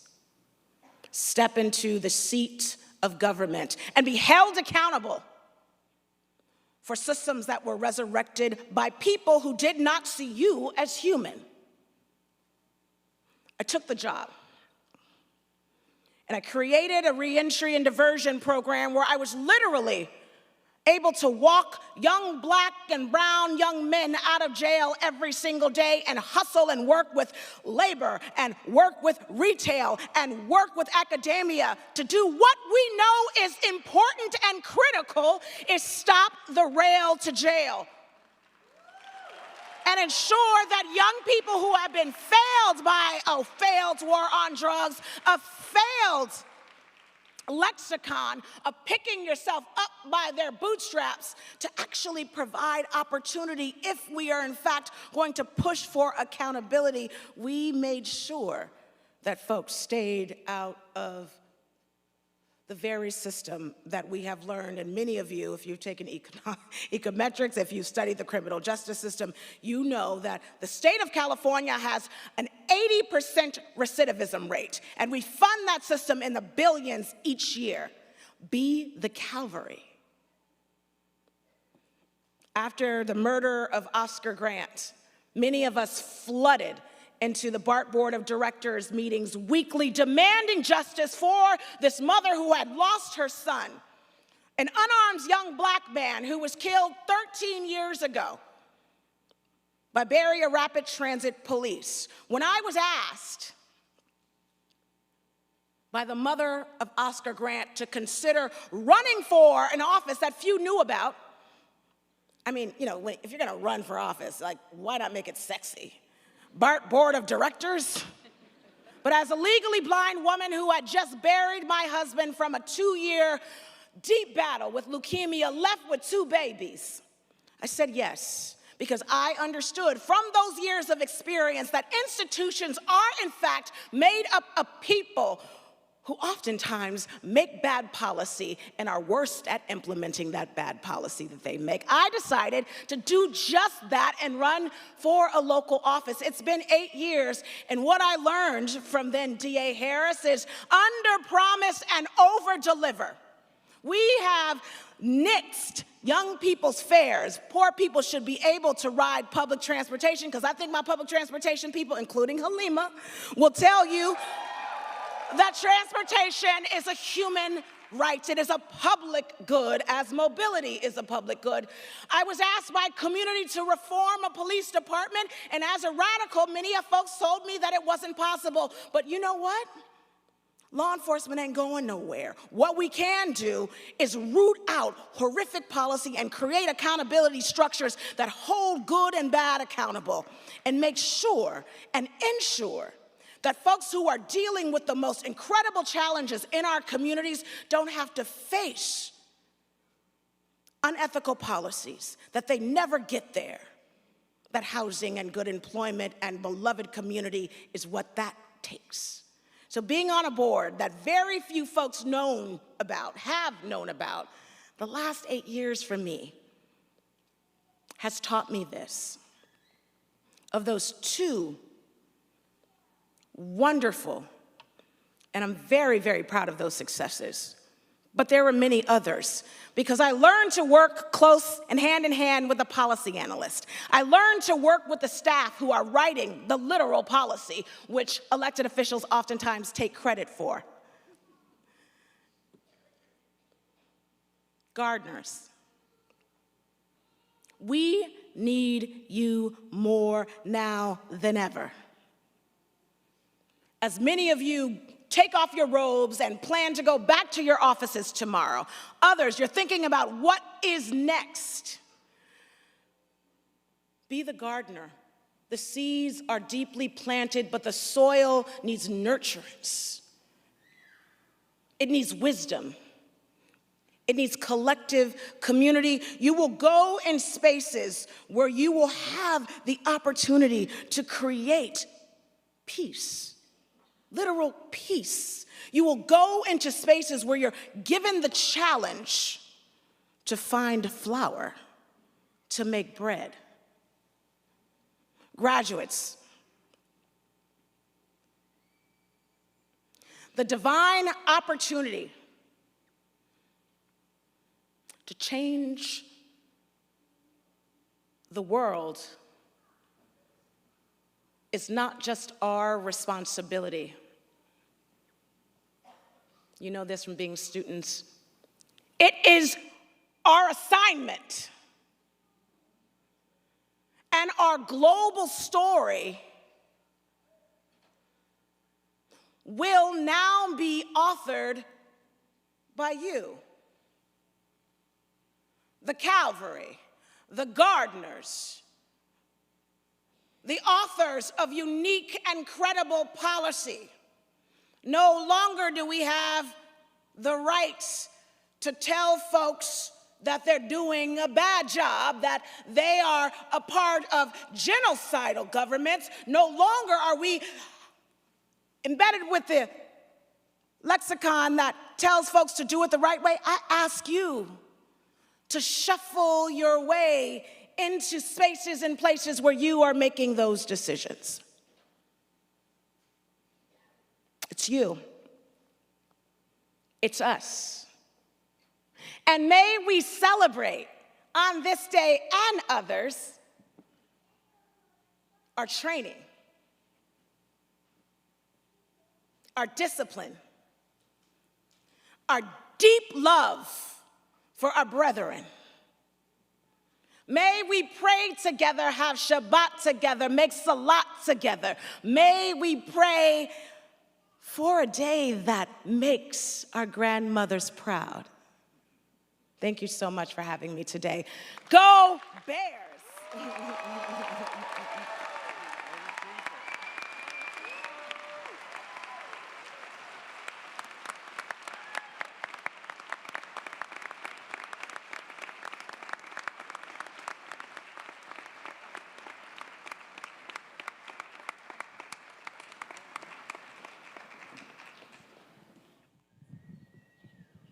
We will now present diplomas to the Goldman School of Public Policy class of 2024. I am pleased to announce graduates from the Master of Public Policy program.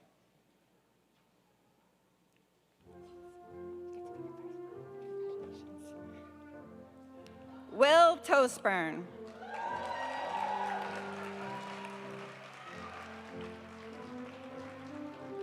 Catherine Cohn.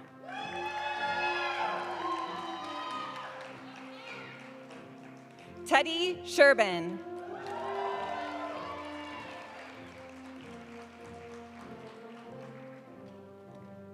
Kuka Gonzalez.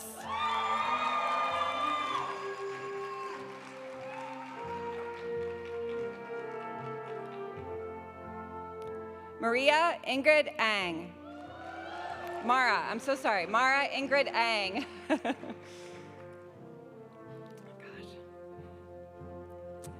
Marie Kishimoto.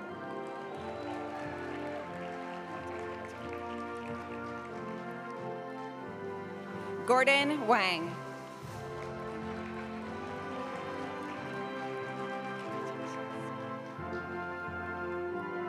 Summer Iqbal.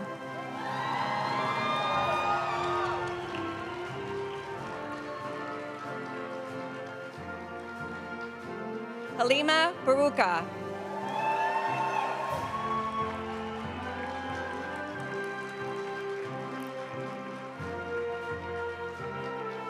Quinn Wilson.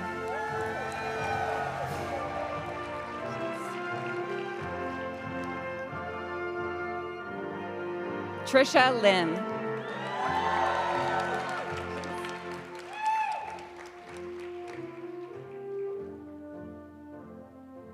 Diane Portillo.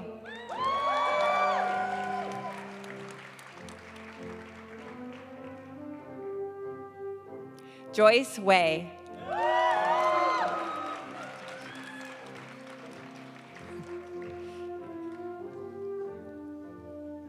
Haley Gill.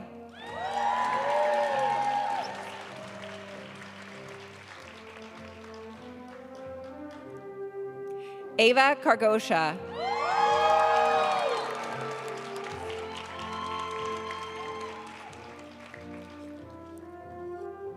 Megan Reisenauer.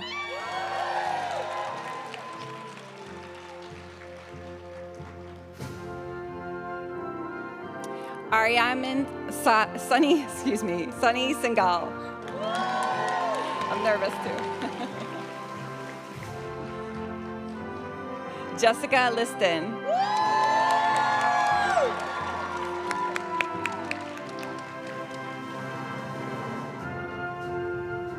Amrutha Ramaswamy.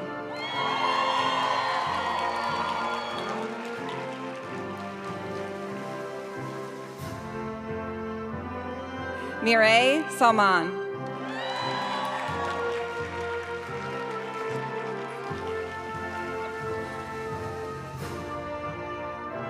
Spencer Lively.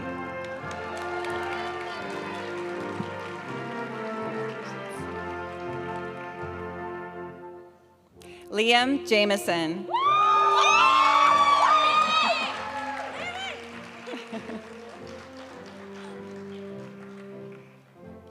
Xiao Feng.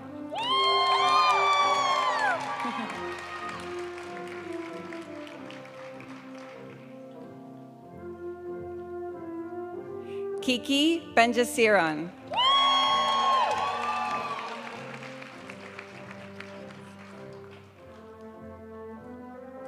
Emily Jordan.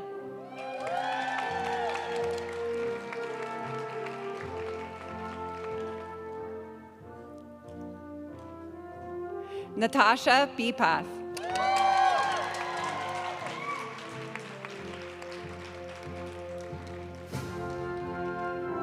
Avalon Bauman.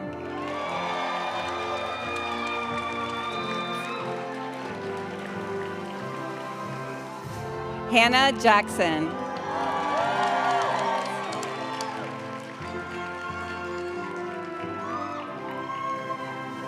Lacey Cano.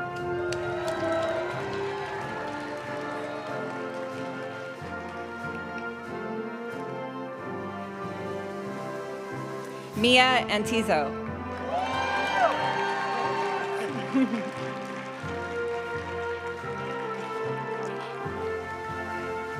Jay Anderson.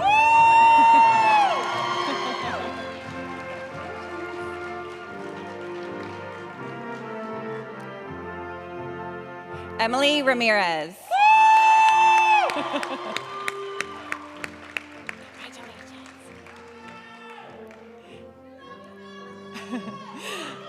Alan Moore.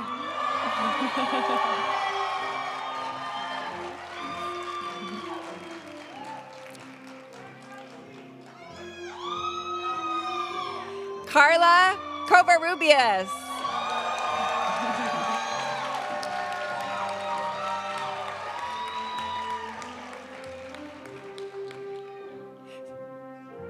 Cynthia Isabel Avalos.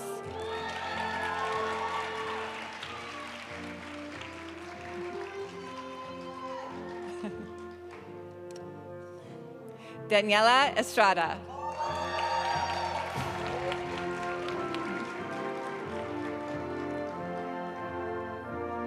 Aditi Chug.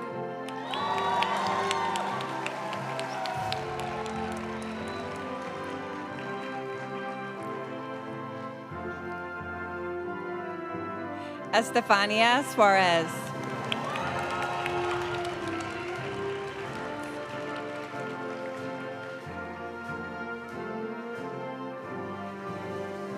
Elizabeth Larson.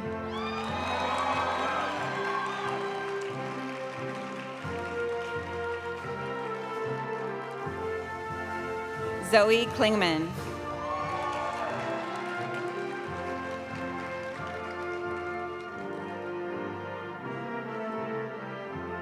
Manuel Caceres.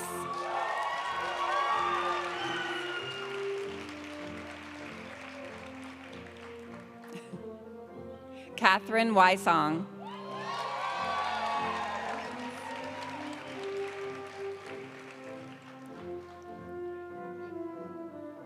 Marisa Lynn.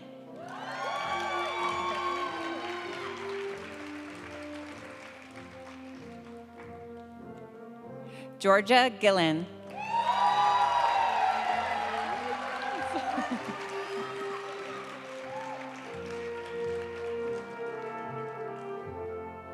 Kong Feng.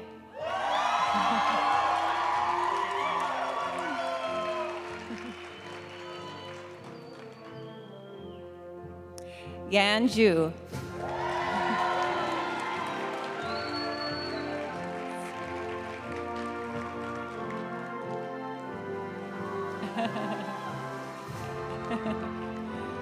Ya Frima Sarkodi.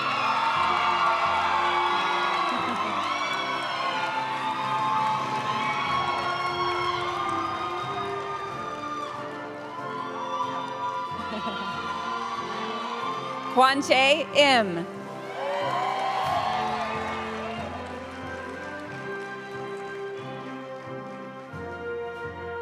Michihiro Horikawa.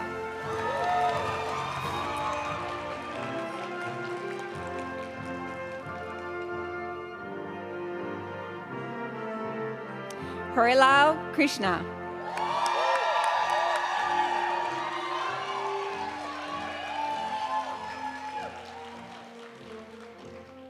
Nathaniel Hunt.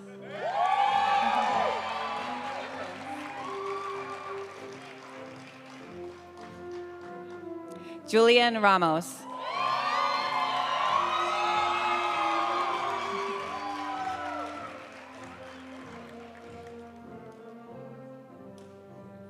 Francisco Aguilar.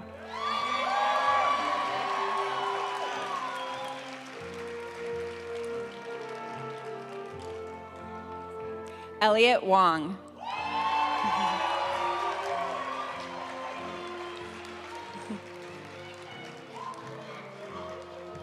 Sarah Albert.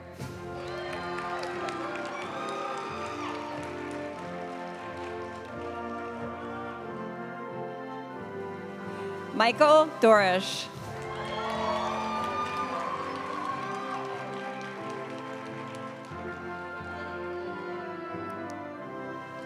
Mayank Bhushan.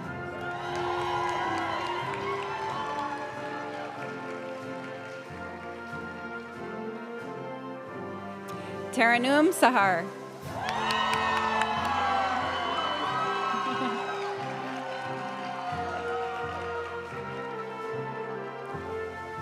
Vilhak Amalia.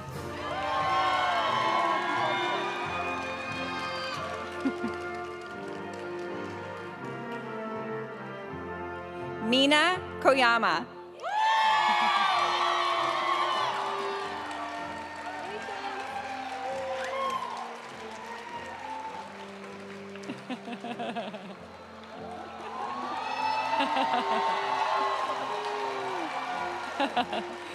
Lamisa Mustafa.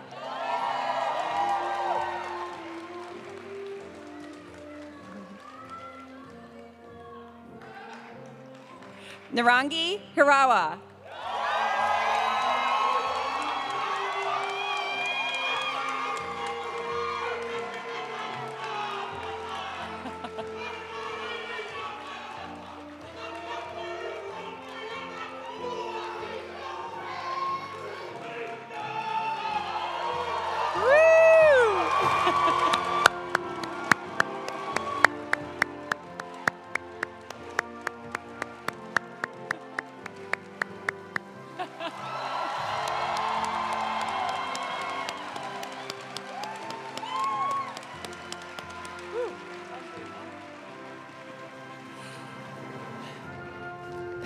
Angus.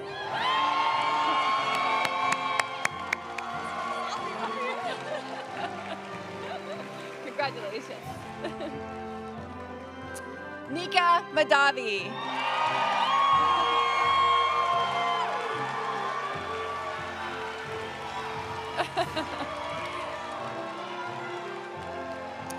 Rita Baez.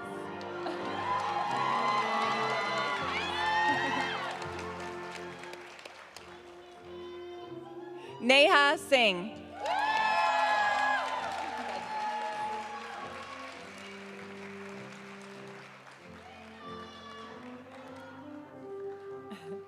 Claire Wilson.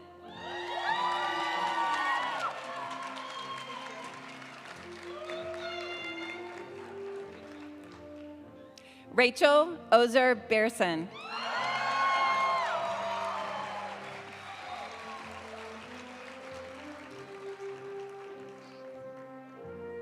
Leah Bridle.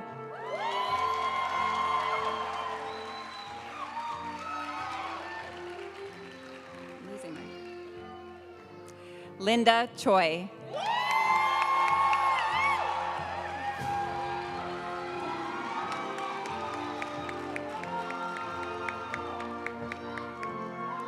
Kaya Heron.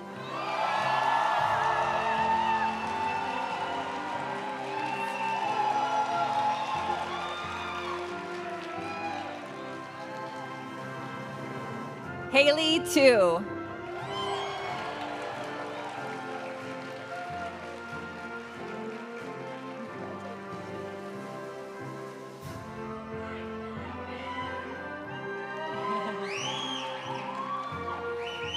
I am pleased to announce the graduates from the Master of Public Affairs program.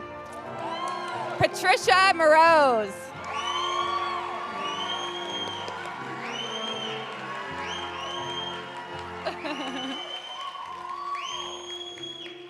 Jessica Shao.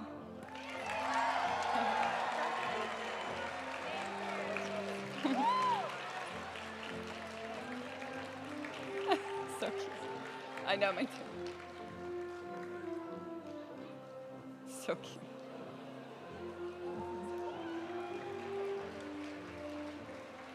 Danli Shah.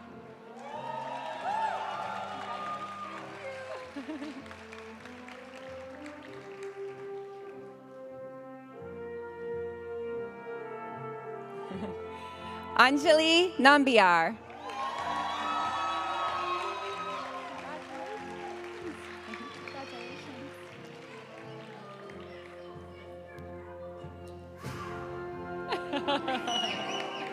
Hila Abel.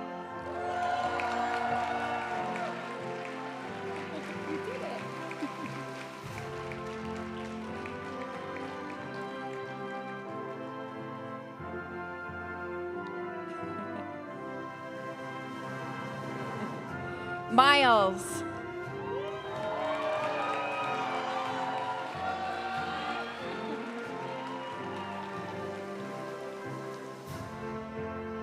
Janer Kalieva.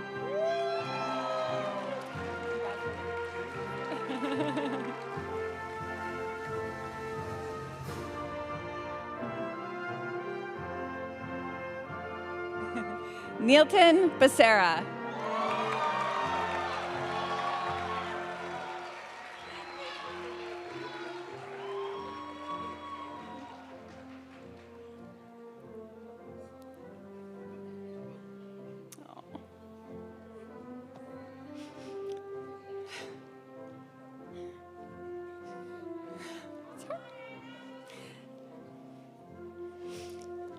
Maria Clamaco.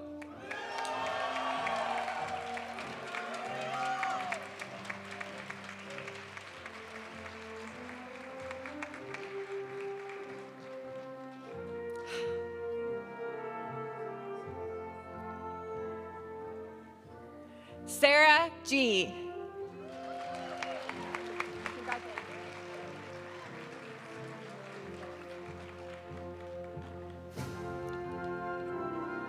Nolan Milani.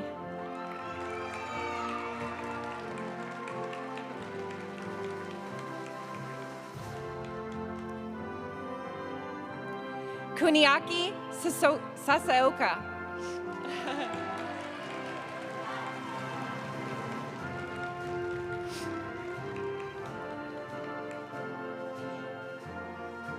Sankey Park.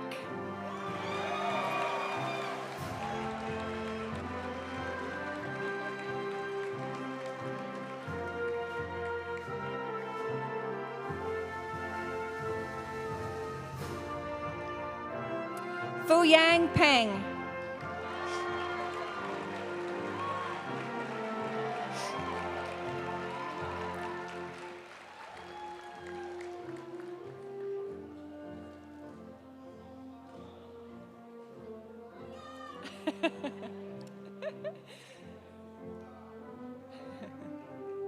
Giancarlo Gonzalez.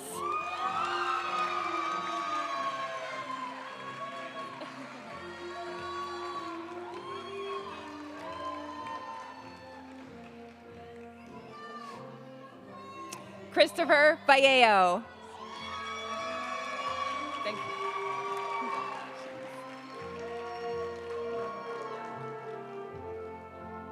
Michał Kamiński.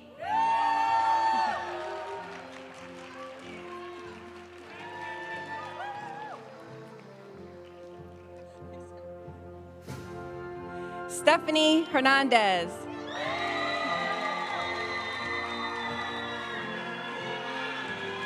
You did it great.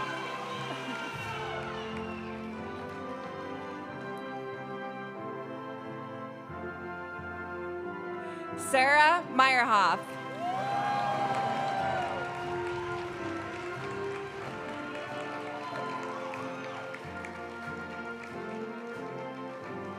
Katie Robinson.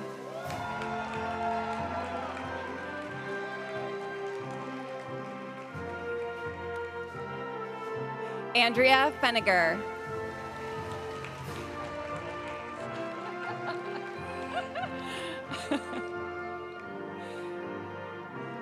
Sriram Farajan.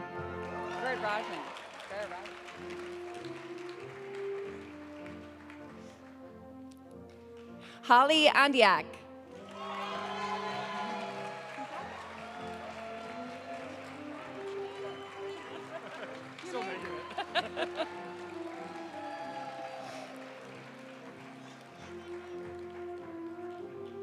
Oh.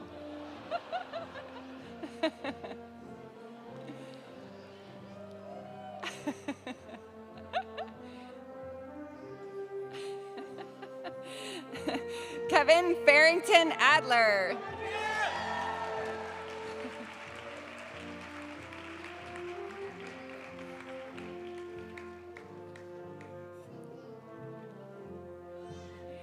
Yan Yin.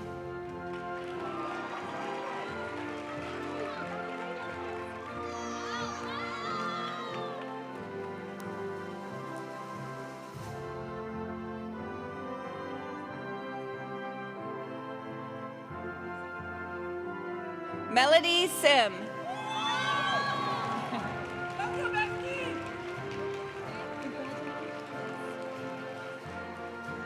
Wen Yang.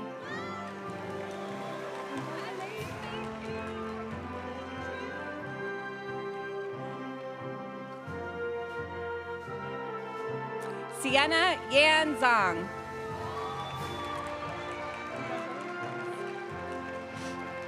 Oh, your last one.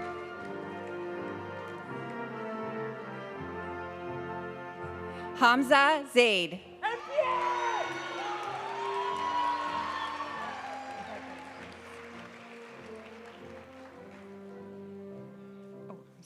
I am so pleased to announce the graduates from the Master of Development Practice Program.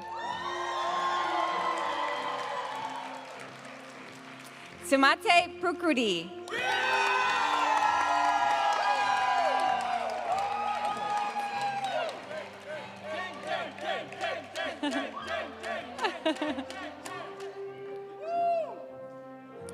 Jeffrey Soon Moradani.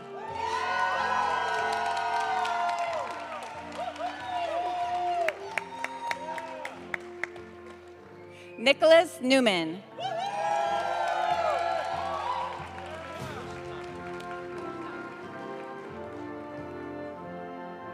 Piyush Narang.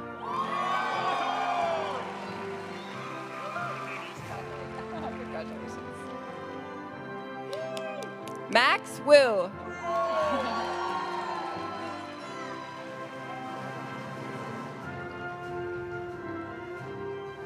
Forrest Freeman.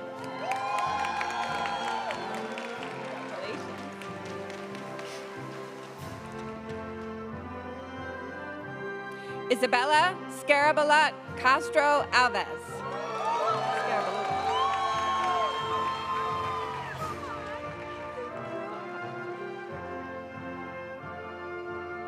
Catherine Eager.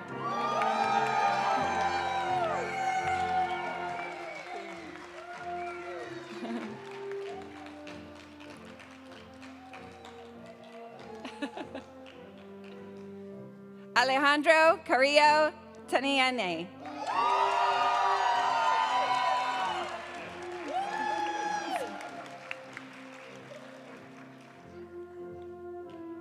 Hector Gonzalez.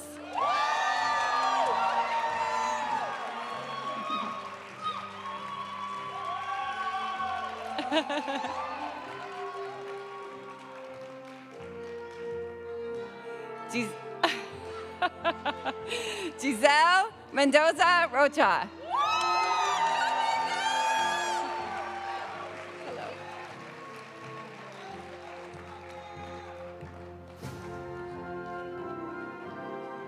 And Elizabeth Green.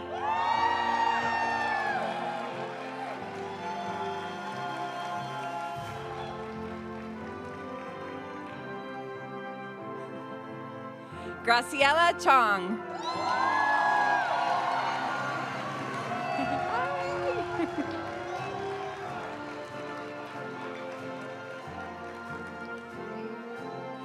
Namita Kernick.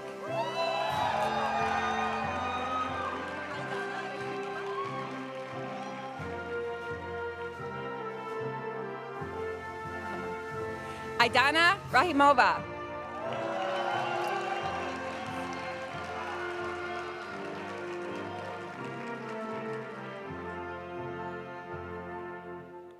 Ganyawi Sigunwang.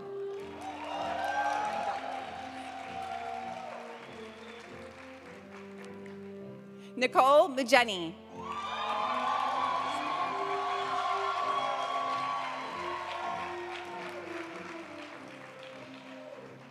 Mayank Kumar Raj.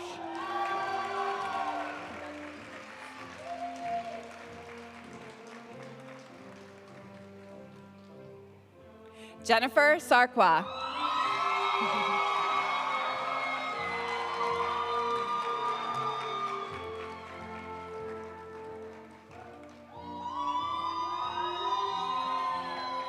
Karoni Tlege. Sorry. Congratulations.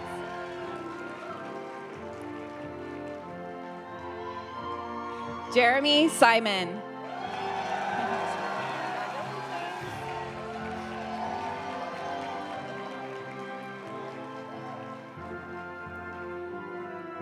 Wokim Sung.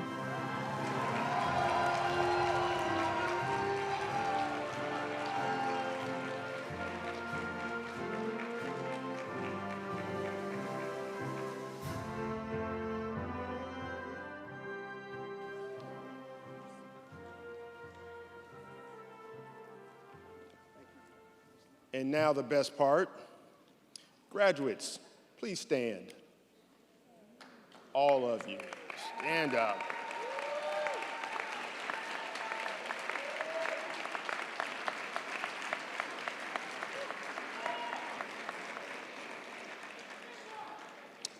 By virtue of the authority vested in me by the President of the University of California and the Chancellor of the University of California at Berkeley, I grant you your degree from the Goldman School of Public Policy with all the rights and privileges pertaining thereto.